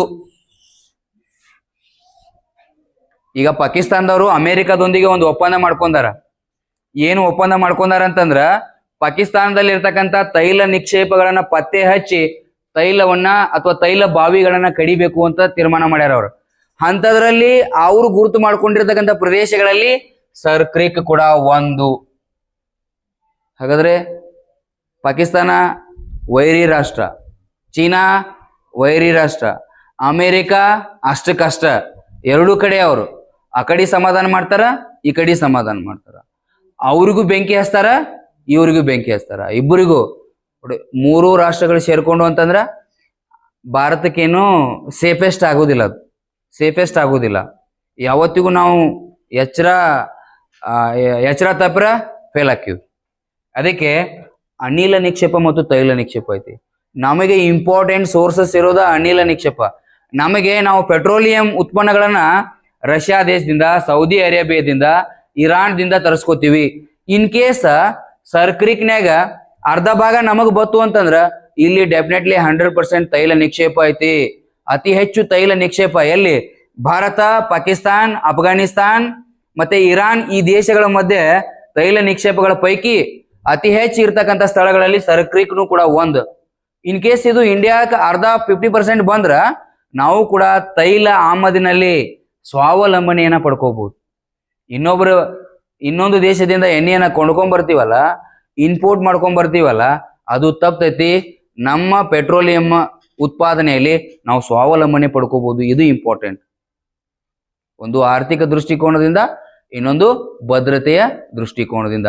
ಸರ್ ಕ್ರಿಕ್ ಕ್ವಶನ್ ಹಿಂಗ ಬರ್ತೈತಿ ನಿಮಗೆ. ಇದು ಮೇನ್ಸ್ ಬರೀಲಿಕ್ಕೆ ಇನ್ ಕೇಸ್ ಪ್ರಬಂಧ ರೂಪದಲ್ಲಿ ಬಂದ್ರೆ ಪ್ರಬಂಧ ಬರೀಲಿಕ್ಕೆ ಇಷ್ಟೆಲ್ಲ ಎಕ್ಸ್ಪ್ಲನೇಷನ್ ನಿಮಗೆ ನಾ ಹೇಳಿರ್ತಕ್ಕಂಥದ್ದು. ಬಟ್ ಡೈರೆಕ್ಟ್ ಪ್ರಿಲಿಮ್ಸ್ಗೆ MCQನಿಗೆ ಯಾವ ತರ ಕ್ವಶನ್ ಬರ್ತೈತಿ ಅಂತಂದ್ರೆ, ಸರ್ ಕ್ರಿಕ್ ಪ್ರದೇಶ ಈ ಕೆಳಗಿನ ಯಾವ ದೇಶಗಳ ಮಧ್ಯೆ ಲೊಕೇಟ್ ಆಗಿದೆ ಅಂತ ಡೈರೆಕ್ಟ್ ಕೇಳ್ತಾರ. ಈ ಕೆಳಗಿನ ಯಾವ ಸ್ಥಳಗಳ ಮಧ್ಯೆ ಭೌಗೋಳಿಕ ಸ್ಥಾನ ಹೊಂದಿದೆ ಅಂತ ಕೇಳ್ತಾರ. ಯಾವ ದೇಶಗಳ ಮಧ್ಯೆ ಹೇಳಬೇಕು? ಭಾರತ ಮತ್ತು ಯಾವ ಸ್ಥಳಗಳ ಮಧ್ಯೆ ಅಂತ ಬಂದಾಗ ಕಚ್ ಮತ್ತು ಸಿಂಧ್. ನಿಮಗೆ ಗೊತ್ತಿರ್ಬೇಕು. ಎಲ್ಲೇ ಪಾಕಿಸ್ತಾನದ ಸಿಂಧ್, ಭಾರತದ ಕಚ್. ಕಚ್ ಯಾವ ರಾಜ್ಯದಾಗ ಐತಿಪ್ಪ ಅಂತಂದ್ರ ಗುಜರಾತ್ ರಾಜ್ಯ. ಇಷ್ಟು ಪರ್ಫೆಕ್ಟ್ ಆಗಿ ಇಷ್ಟು ಪಾಯಿಂಟ್ ಹೇಳಿದಾಗ ಇದು ಹೆಂಗ್ ನೆನಪು ಉಳಿತೈತಿ ಗೊತ್ತೈತಿ. ಇಷ್ಟೆಲ್ಲ ಎಕ್ಸ್ಪ್ಲನೇಷನ್ ಯಾಕೆ ಇದು ಇಂಪಾರ್ಟೆಂಟ್ ಅದು ಗೊತ್ತಾಯ್ತು ಅಂತಂದ್ರ ಇದನ್ನ ಬೈಪಾಟ್ ಮಾಡೋದು ತಪ್ಪೈತಿ. ಇದ್ರದ್ದು ಇಂಪಾರ್ಟೆನ್ಸ್ ತಿಳಿಬೇಕು. ವಿವಾದ ಯಾಕೈತಿ, ಯಾಕಷ್ಟು ಇಂಪಾರ್ಟೆಂಟ್. ಇದ್ರಾಗ ಏನು ಒಂದು ಶೇಂಗಾ ಸಹಿತ ಬೆಳೆಯಂಗಿಲ್ಲ, ಗೊತ್ತಿರ್ಲಿ ನಿಮಗೆ. ಒಂದು ಬದನಿಕಾಯಿ ಬೆಳೆಯಂಗಿಲ್ಲ. ಹೆಂಗೈತಿ ಅಂತಂದ್ರ ನದಿ ನೀರು ಸಮುದ್ರಕ್ಕೆ ಸೇರುವ ಸ್ಥಳ ಅದ. ಅಂದ್ರ ಜೌಗು ಪ್ರದೇಶ ಇರ್ತೈತಿ. ಯಾವತ್ತು ಮೊಳಕಾಲ್ ಮಠ ರಾಡಿ ಇರ್ತೈತಿ ಅಲ್ಲಿ, ಯಾವತ್ತು ಮೊಳಕಾಲ್ ಮಠ ರಾಡಿನ ಇರ್ತೈತಿ. ಬಟ್ ಇಂಪಾರ್ಟೆಂಟ್ ಅಂತ ಬಂದಾಗ ಯುದ್ಧ ಆದ ಸಂದರ್ಭದಲ್ಲಿ ಅವರಿಗೂ ಅನುಕೂಲ ಆಗ್ಬಾರ್ದು.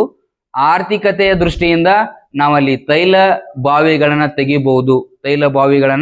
ತೆಗಿಬಹುದು. ಹಾಗಾಗಿ ಪೆಟ್ರೋಲಿಯಂನಲ್ಲಿ ನಾವು ಸ್ವಾವಲಂಬನೆಯನ್ನ ಸಾಧಿಸಬಹುದು. ಪಾಕಿಸ್ತಾನಕ್ಕೂ ಇಂಪಾರ್ಟೆಂಟ್ ಐತಿ, ಇಂಡಿಯಾಕ್ಕೂ ಇಂಪಾರ್ಟೆಂಟ್ ಐತಿ. Okay, the next one very important and last thing ಏನಪ್ಪಾ ಅಂತಂದ್ರೆ ಬ್ಲೂ ಫ್ಲಾಗ್ ಪ್ರಮಾಣ ಪತ್ರ. ಡೆಫಿನೆಟ್ಲಿ ಎಕ್ಸಾಮ್ಗೆ ಬರೋದೈತಿ. ಮತ್ತೆ ಯಾವ ಸ್ಥಳ ಹೌದಾ ನೋಡ್ಕೋಬೇಕಾಗ್ತೈತಿ, ಯಾವ ಸ್ಥಳ ಅನ್ನೋದು ನೋಡ್ಕೋಬೇಕಾಗ್ತೈತಿ.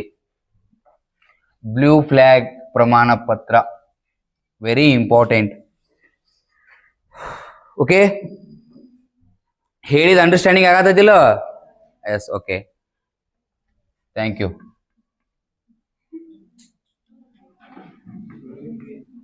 ಬ್ಲೂ ಫ್ಲಾಗ್ ಪ್ರಮಾಣ ಪತ್ರ.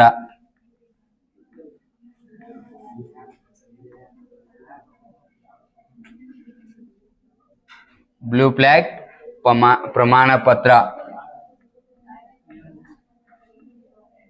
Yes, blue flag certification.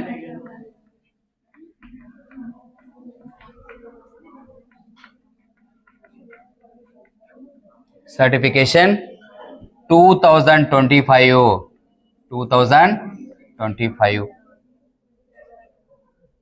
Blue flag ಅಂತ ಕರಿತೀವಿ.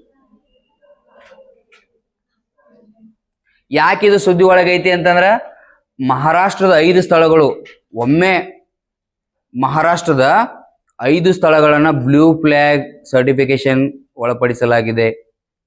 ನೀಲಿ ಧ್ವಜ ಪ್ರಮಾಣ ಪತ್ರ ಅಂತಂದಂಗ ಬ್ಲೂ ಫ್ಲಾಗ್ ಪ್ರಮಾಣ ಪತ್ರ. ಅಥವಾ ಇದು ಕನ್ನಡದಾಗ ಬತ್ತು ಅಂತಂದ್ರ ನೀವು ನೀಲಿ ಧ್ವಜ ಪ್ರಮಾಣ ಪತ್ರ ಅಂತ ಇರ್ತೈತಿ. ಮಾಸ್ತರ್ ಅಲ್ಲಿ ಹಂಗ ಹೇಳ್ಯಾನ, ಇಲ್ಲಿ ಕ್ವಶನ್ಯಾಗ ಹಿಂಗ್ ಬಂದೈತಿ ಅಂತ ಹೇಳಿ ನೀಲಿ ಧ್ವಜ ಪ್ರಮಾಣ ಪತ್ರ ಇದನ್ನು ಬರ್ಕೋರಿ.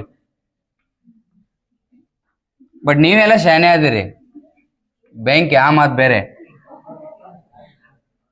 ನಮ್ಮ ವಿದ್ಯಾರ್ಥಿಗಳು ನಮ್ಮ ಹೆಮ್ಮೆ.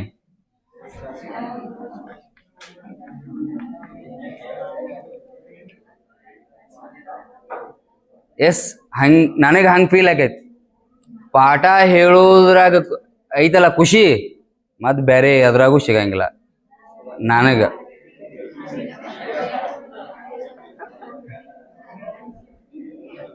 Okay, I feel very happy. ಹಾ, ಎಸ್,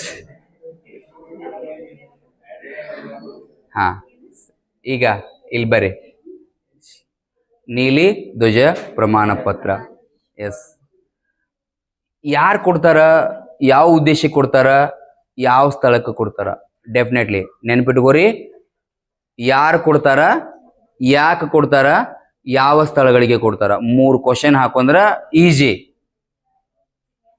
ಫಸ್ಟ್ ಒನ್, ಯಾರು ಕೊಡ್ತಾರೋ, ಯಾಕೆ ಕೊಡ್ತಾರೋ, ಯಾವ ಸ್ಥಳಗಳಿಗೆ ಕೊಡ್ತಾರೋ. ವೆರಿ ಇಂಪಾರ್ಟೆಂಟ್ ಆಯ್ತಿಲ್ಲ. ಹೆಂಗೆ ಹಾಕೋಬೇಕು, ಸರಳ ಈಜಿ. ಓಕೆ, ಅದ್ರದ ಪ್ರಕಾರ ನೋಡೋದಾದ್ರೆ ಇವಾಗ ಸುದ್ದಿಯಲ್ಲಿರ್ತಕ್ಕಂಥದ್ದು ಬ್ಲೂ ಫ್ಲಾಗ್ ಪ್ರಮಾಣ ಪತ್ರ ಯಾರು ಕೊಡ್ತಾರ ಅಂತಂದ್ರ ನಿಮಗೆ ಗೊತ್ತಿರಲಿ ಇದನ್ನ. ಎಸ್ ಬರ್ಕೋರಿ, ಯಾರು ಕೊಡ್ತಾರ. ಆಮೇಲೆ ಮಹಾರಾಷ್ಟ್ರ ಸ್ಥಳಗಳು ಯಾವುವು ನಾವೆಲ್ಲ ಡೀಟೇಲ್ ಆಗಿ ಬರೆಸ್ತೀನಿ. ಓಕೆ, ಫಸ್ಟ್ ಯಾರು ಕೊಡ್ತಾರಪ್ಪ ಅಂತಂದ್ರ ಫೌಂಡೇಶನ್ ಫಾರ್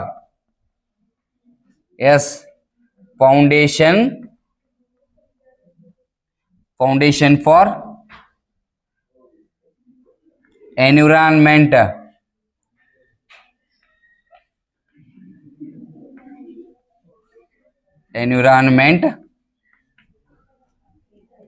ಎಜುಕೇಶನ್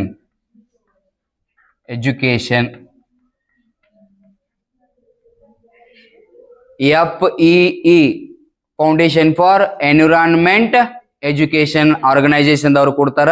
ಈ ಆರ್ಗನೈಸೇಷನ್ ಯಾವ ದೇಶದಪ್ಪ ಅಂತಂದ್ರ ಇದು ಡೆನ್ಮಾರ್ಕ್. ಯಾವ ದೇಶದಪ್ಪ ಇದು? ಡೆನ್ಮಾರ್ಕ್.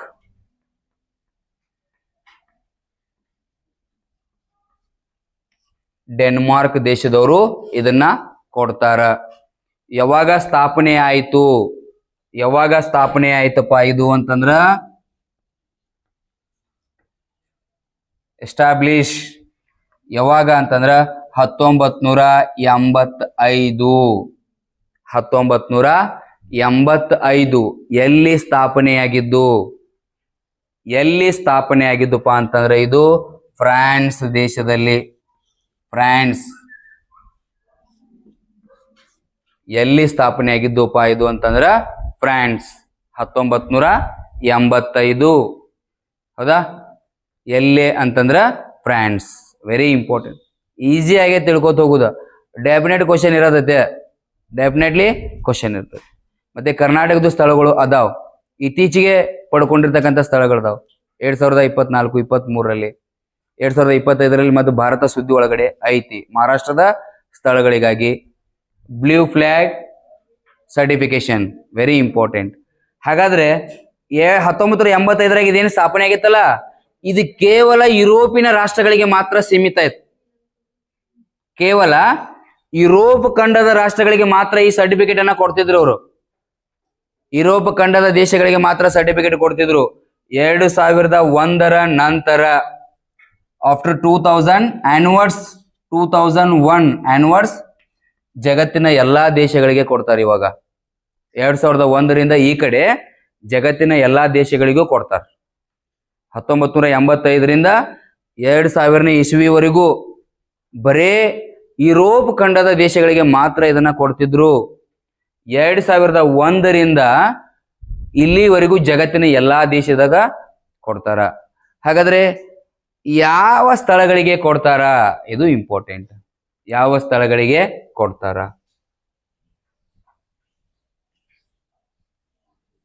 ನೀವೆಲ್ಲ ಕೇಳ್ತಿರ್ತೀರಿ ಯುನೆಸ್ಕೋ, ಹೆರಿಟೇಜ್ ಅವೆಲ್ಲ ಓದ್ಕೋಬೇಕು ನೀವೆಲ್ಲ, ಆಯ್ತಾ? ಯಾವ ಸ್ಥಳಗಳಿಗೆ ಅಂತಂದ್ರ ಬರ್ಕೋರಿ. ಫಸ್ಟ್ ಒನ್, ಕಡಲ ತೀರಗಳಿಗೆ, ಬೀಚ್ ಅಂತ ಕರಿತೀವಲ್ಲ, ಬೀಚ್, ಕಡಲ ತೀರಗಳಿಗೆ ಈ ಪ್ರಶಸ್ತಿಗಳನ್ನ ಕೊಡ್ತಾರ. ಕಡಲ ತೀರಗಳಿಗೆ ಅಥವಾ ಬೀಚ್, ಗೋವಾ ಬೀಚಿಗೂ ಕೊಡ್ತಾರ. ಬಟ್ ಈ ಮಾನದಂಡಗಳೊಳಗೆ ಬರ್ಬೇಕಾದ ಕೊಡ್ತಾರ, ಕೊಡಂಗಿಲ್ಲತ್ತಿಲ್ಲ. ಅದೇನು ಪ್ರಶಸ್ತಿ ಕೊಡಾಕ ಇರ್ತೈತಿ, ಇಟ್ಕೊಳಕಂತೂ ಇರಂಗಿಲ್ಲ. ಯಾರಿಗೆ ಕೊಡ್ತಾರ? ಯಾವ ಸ್ಥಳಗಳಿಗೆ, ಎಂಥ ಸ್ಥಳಗಳಿಗೆ ಅಂತಂದ್ರ ಇದು FEE ದವರು ಒಂದು ಮಾನದಂಡಗಳನ್ನ ಮಾಡ್ಕೊಂಡಾರ. ಎಷ್ಟು ಮಾನದಂಡಗಳದಾವ ಅಂತಂದ್ರ 33 ಮಾನದಂಡಗಳನ್ನ ಪೂರೈಸಿದ ಸ್ಥಳಗಳಿಗೆ ಕೊಡ್ತಾರ. 33 ಮಾನದಂಡಗಳು. ಬರ್ಕೋಬೇಕಿದನ್ನ, ವೆರಿ ಇಂಪಾರ್ಟೆಂಟ್. ಇದು ಕ್ವಶನ್ ಬಂದೈತಿ. 33 ಮಾನದಂಡಗಳನ್ನು ಪೂರೈಸಿದ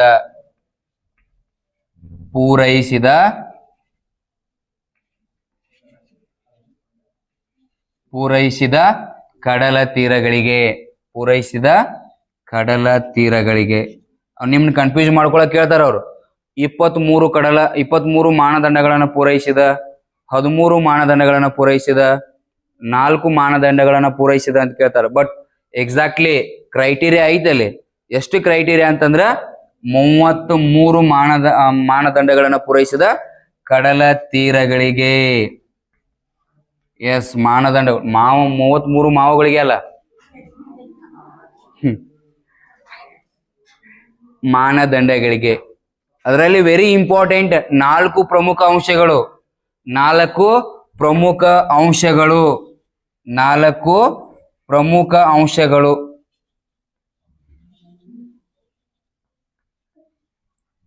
ಮೂವತ್ಮೂರು ಮಾನದಂಡಗಳು, ಅದರಲ್ಲಿ 4 ಪ್ರಮುಖ ಅಂಶಗಳನ್ನು ಪೂರೈಸಿದರ. 4 ಅಂಶಗಳನ್ನು ಪೂರೈಸಿದರ. ಅದರಲ್ಲಿ ಫಸ್ಟ್ ಒನ್ ಯಾವುದಪ್ಪ ಅಂತಂದ್ರ ನೀರಿನ ಗುಣಮಟ್ಟ. ನೀರಿನ ಗುಣಮಟ್ಟ, ವಾಟರ್ ಕ್ವಾಲಿಟಿ ಅಂತಂದ. ನೀರಿನ ಗುಣಮಟ್ಟ. ನೀರಿನ ಗುಣಮಟ್ಟ, ವಾಟರ್ ಕ್ವಾಲಿಟಿ ಅಂತ ಬಂದ. Water quality. And second one ಪರಿಸರ ನಿರ್ವಹಣೆ. ಪರಿಸರ ನಿರ್ವಹಣೆ.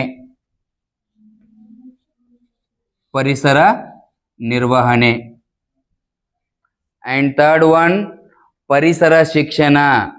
ಅಂಡ್ ಥರ್ಡ್ ಒನ್ ಪರಿಸರ ಶಿಕ್ಷಣ. ಪರಿಸರ ಶಿಕ್ಷಣ. ಅಂಡ್ ಫೋರ್ತ್ ಒನ್ ಸುರಕ್ಷತೆ. ಫೋರ್ತ್ ಒನ್ ಸುರಕ್ಷತೆ. ಈ 4 ಅಂಶಗಳು ಇರ್ಬೇಕು. ಈ 33 ಮಾನದಂಡಗಳಲ್ಲಿ ಈ 4 ಅಂಶಗಳಿರ್ಬೇಕು. ಒಂದನೇದು ನೀರಿನ ಗುಣಮಟ್ಟ. ನೀರಿನ ಗುಣಮಟ್ಟ ಅಂತಂದ್ರೆ ಸಿಹಿ ಇರ್ಬೇಕು ಅಂತಲ್ಲ, ನೀರು ಸ್ವಚ್ಛತೆಯಿಂದ ಇರ್ಬೇಕು. ಉಪ್ಪು ನೀರ ಇರ್ತದೆ, ಬಟ್ ನೀರ್ ಏನಿರ್ಬೇಕು ವಿತ್ ಕ್ವಾಲಿಟಿ ಅಂತಂದ್ರೆ ಇಲ್ಲಿ ಸಿಹಿ ನೀರು ಅಂತಲ್ಲ, ನೀರ ಸ್ವಚ್ಛವಾಗಿರ್ಬೇಕು.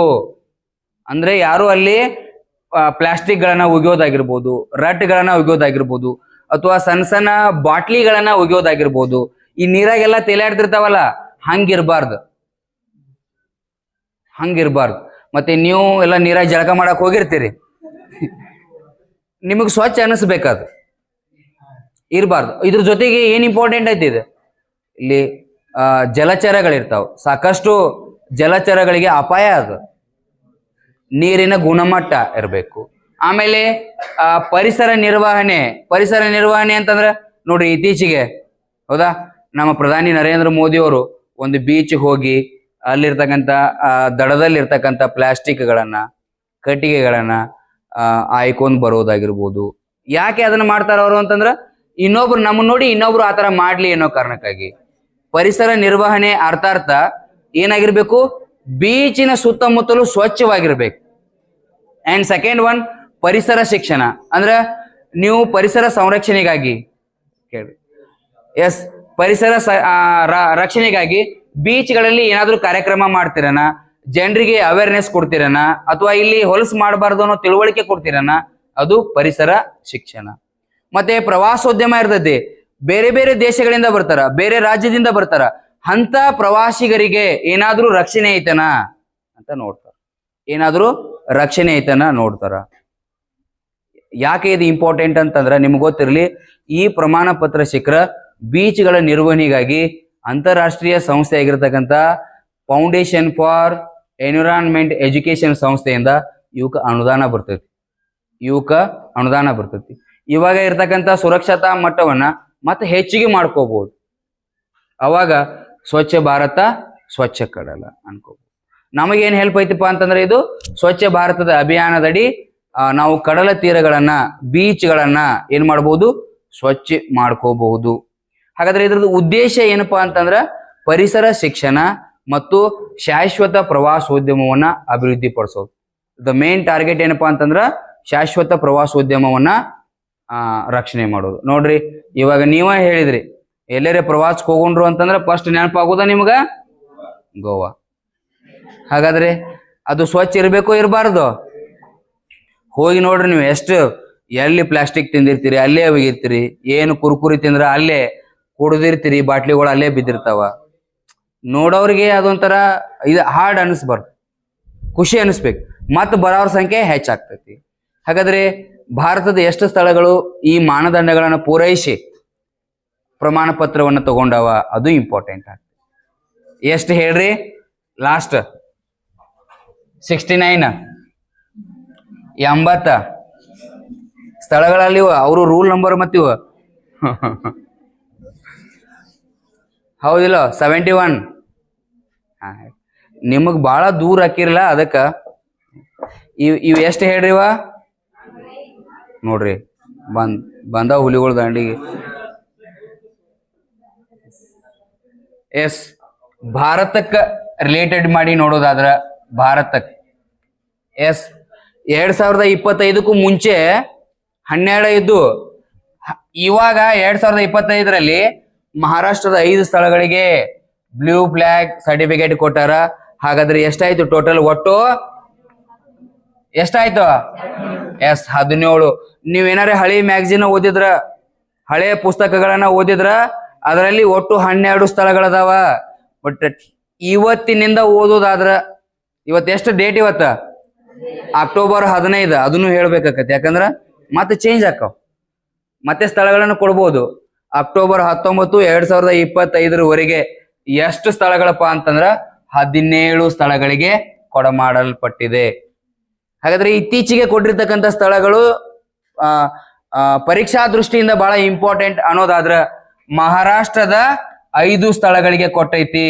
ಮಹಾರಾಷ್ಟ್ರದ 5 ಸ್ಥಳಗಳಿಗೆ, ಮಹಾರಾಷ್ಟ್ರದ 5 ಸ್ಥಳ, ಮಹಾರಾಷ್ಟ್ರದ 5 ಸ್ಥಳಗಳು. ಹಾಗಾದ್ರೆ ಫಸ್ಟ್ ಒನ್ ಯಾವ್ದಪ್ಪ ಅಂತಂದ್ರ ಶ್ರೀವರ್ಧನ್ ಬೀಚ್.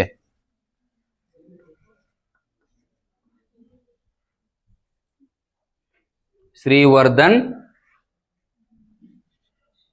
ಕಡಲ ತೀರ. ಶ್ರೀವರ್ಧನ್ ಅಂತ ಬರ್ಕೊಂಡ್ರು ಅಷ್ಟ ಸಾಕು. ಶ್ರೀವರ್ಧನ್ ಅಂತ ಬರ್ಕೊಂಡ್ರು ಅಷ್ಟ ಸಾಕು. ಮಹಾರಾಷ್ಟ್ರದ ಶ್ರೀವರ್ಧನ್ ಬೀಚ್, ಕಡಲ ತೀರ ಅಂತ ನೀವೇನ್ ಬೇಕಾದ್ರೂ ಬರ್ಕೋಬಹುದು, ಹೌದಾ? ಅಂಡ್ ಸೆಕೆಂಡ್ ಒನ್ ಬರ್ಕೋರಿ. ಸೆಕೆಂಡ್ ಒನ್, ಫಸ್ಟ್ ಒನ್ ಯಾವುದು? Shrivardhan. Yes, Shrivardhan. And second one Nagaon. Yes, Nagaon. Nagaon beach. First one Shrivardhan, Nagaon beach. And third one Parnaka. ಪರ್ನಕ.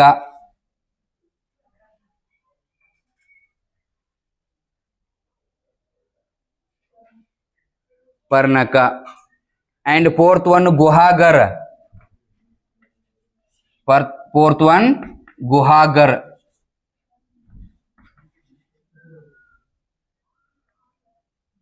Fourth one Guhagar beach. And fifth one Ladghar. Yes, ಹಂಗದಾವ ಸ್ಥಳ ಓದ್ಕೋಬೇಕು ನೀವೆಲ್ಲ. ಲಡಾಘರ್ ಬೀಚ್. ಒಂದೇದು Shrivardhan beach, second one Nagaon beach, fourth one Parnaka, Guhagar, Ladghar. ಇವು ಯಾವ ರಾಜ್ಯದಾಗದವಪ್ಪ ಅಂತಂದ್ರ ಮಹಾರಾಷ್ಟ್ರದಾಗದಾವ. ಮಹಾರಾಷ್ಟ್ರ ಅದಾವ.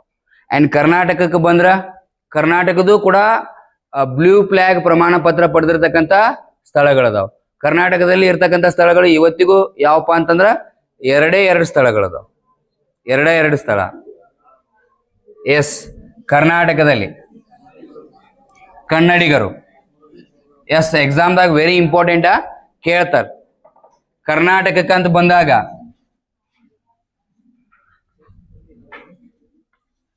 ಕರ್ನಾಟಕಕ್ಕ ಅಂತ ಬಂದಾಗ ಫಸ್ಟ್ ಒನ್ ಕಾಸರಗೋಡ್. ಕಾಸರಗೋಡ್ ಅಲ್ಲ, ಕಾಸರಗೋಡ್. ಹಾ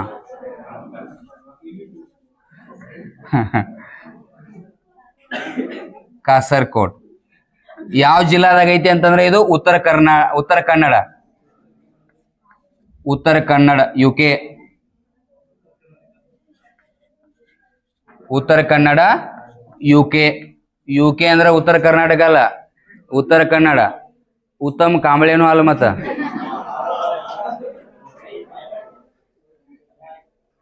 ಉತ್ತರ ಕನ್ನಡ. ಸೆಕೆಂಡ್ ಒನ್ ಇನ್ನೊಂದು ಯಾವ್ದಪ್ಪ ಅಂತಂದ್ರ Padubidri.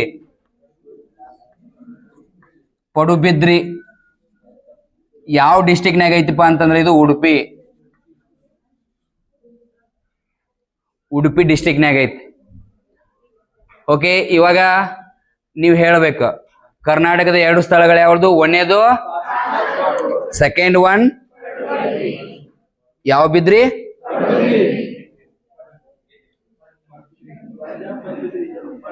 Padubidri very important. Yes, ಇನ್ನೊಂದು ಸ್ಥಳ ವೆರಿ ಇಂಪಾರ್ಟೆಂಟ್, ಪರೀಕ್ಷೆಗಳಲ್ಲಿ ಕೇಳ್ಯಾರ. 17 ಏನು ಹೇಳಲ್ಲ, ಒಂದು ಹೇಳ್ತೀನಿ. ಯಾವ್ದಪ್ಪ ಅಂತಂದ್ರ ಚಂದ್ರಭಾಗ್.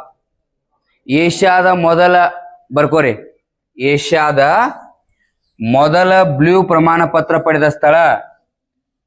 ಏಷ್ಯಾದ ಮೊದಲ ಬ್ಲೂ ಫ್ಲಾಗ್ ಪ್ರಮಾಣ ಪತ್ರ ಪಡೆದ ಕಡಲ ತೀರ. ಏಷ್ಯಾದ ಮೊದಲ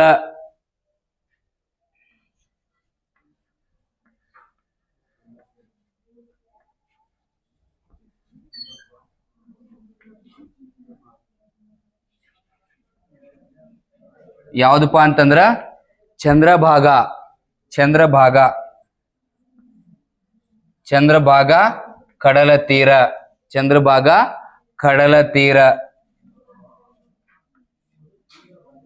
ಹಾ, ಚಂದ್ರಭಾಗ ಕಡಲ ತೀರ ಎಲ್ಲಿ ಐತಿ ಅಂತಂದ್ರ ಒಡಿಶಾದಾಗ ಐತಿ ನೋಡ್ರಿ. ಇದು ಒಡಿಶಾ. ಒಡಿಶಾ ಚಂದ್ರಭಾಗ ಕಡಲ ತೀರ. ಓಕೆ, ಬ್ಲೂ ಫ್ಲಾಗ್ ಪ್ರಮಾಣ ಪತ್ರ ಯಾಕೆ ಕೊಡ್ತಾರಪ್ಪ ಅಂತಂದ್ರ ಪರಿಸರ ಸುರಕ್ಷತೆ, ಪರಿಸರ ಸಂರಕ್ಷಣೆ, ಪರಿಸರ ಸುರಕ್ಷೆ, ಪರಿಸರ ಸ್ವಚ್ಛತೆ, ಈ ಉದ್ದೇಶಕ್ಕಾಗಿ ಕೊಡ್ತಾರ. ಮತ್ತೆ ಪರಿಸರ ಶಿಕ್ಷಣ ಕೊಡ್ಬೇಕಾಗತ್ತೆ. ರಕ್ಷಣೆ ಮಾಡೋ ಜವಾಬ್ದಾರಿ. ಪರಿಸರವನ್ನ ನಾವು ರಕ್ಷಣೆ ಮಾಡಿದ್ರ ಪರಿಸರ ನಮ್ಮನ್ನ ರಕ್ಷಣೆ ಮಾಡ್ತೀವಿ. ಧರ್ಮೋ ರಕ್ಷತಿ ರಕ್ಷತಿ. ಧರ್ಮವನ್ನ ನಾವು ರಕ್ಷಣೆ ಮಾಡಿದ್ರ ಹಂಗ ಪರಿಸರವನ್ನ ನಾವು ರಕ್ಷಣೆ ಮಾಡಿದ್ರ ಪರಿಸರ ನಮ್ಮನ್ನ ರಕ್ಷಣೆ ನೋಡ್ರಿ. Without quality air human cannot live. ನೋಡ್ರಿ, ಪರಿಸರ ಇದ್ರ ಮನುಷ್ಯ ಇರ್ತಾನ. ಮತ್ತ ಮಾನವನು ಕೂಡ ಪರಿಸರದ ಭಾಗ. ಮಾನವನು ಕೂಡ ಪರಿಸರದ ಭಾಗ. ಪರಿಸರ ಸಂರಕ್ಷಣೆ ಅರ್ಥ ನಮ್ಮನ್ನ ನಾವು ರಕ್ಷಣೆ ಮಾಡ್ಕೊಂಡ. ಕಾಡು ಉಳಿಸಿ ಕಾಡು ಉಳಿಸಿ ನಾಡು ಉಳಿಸಿ.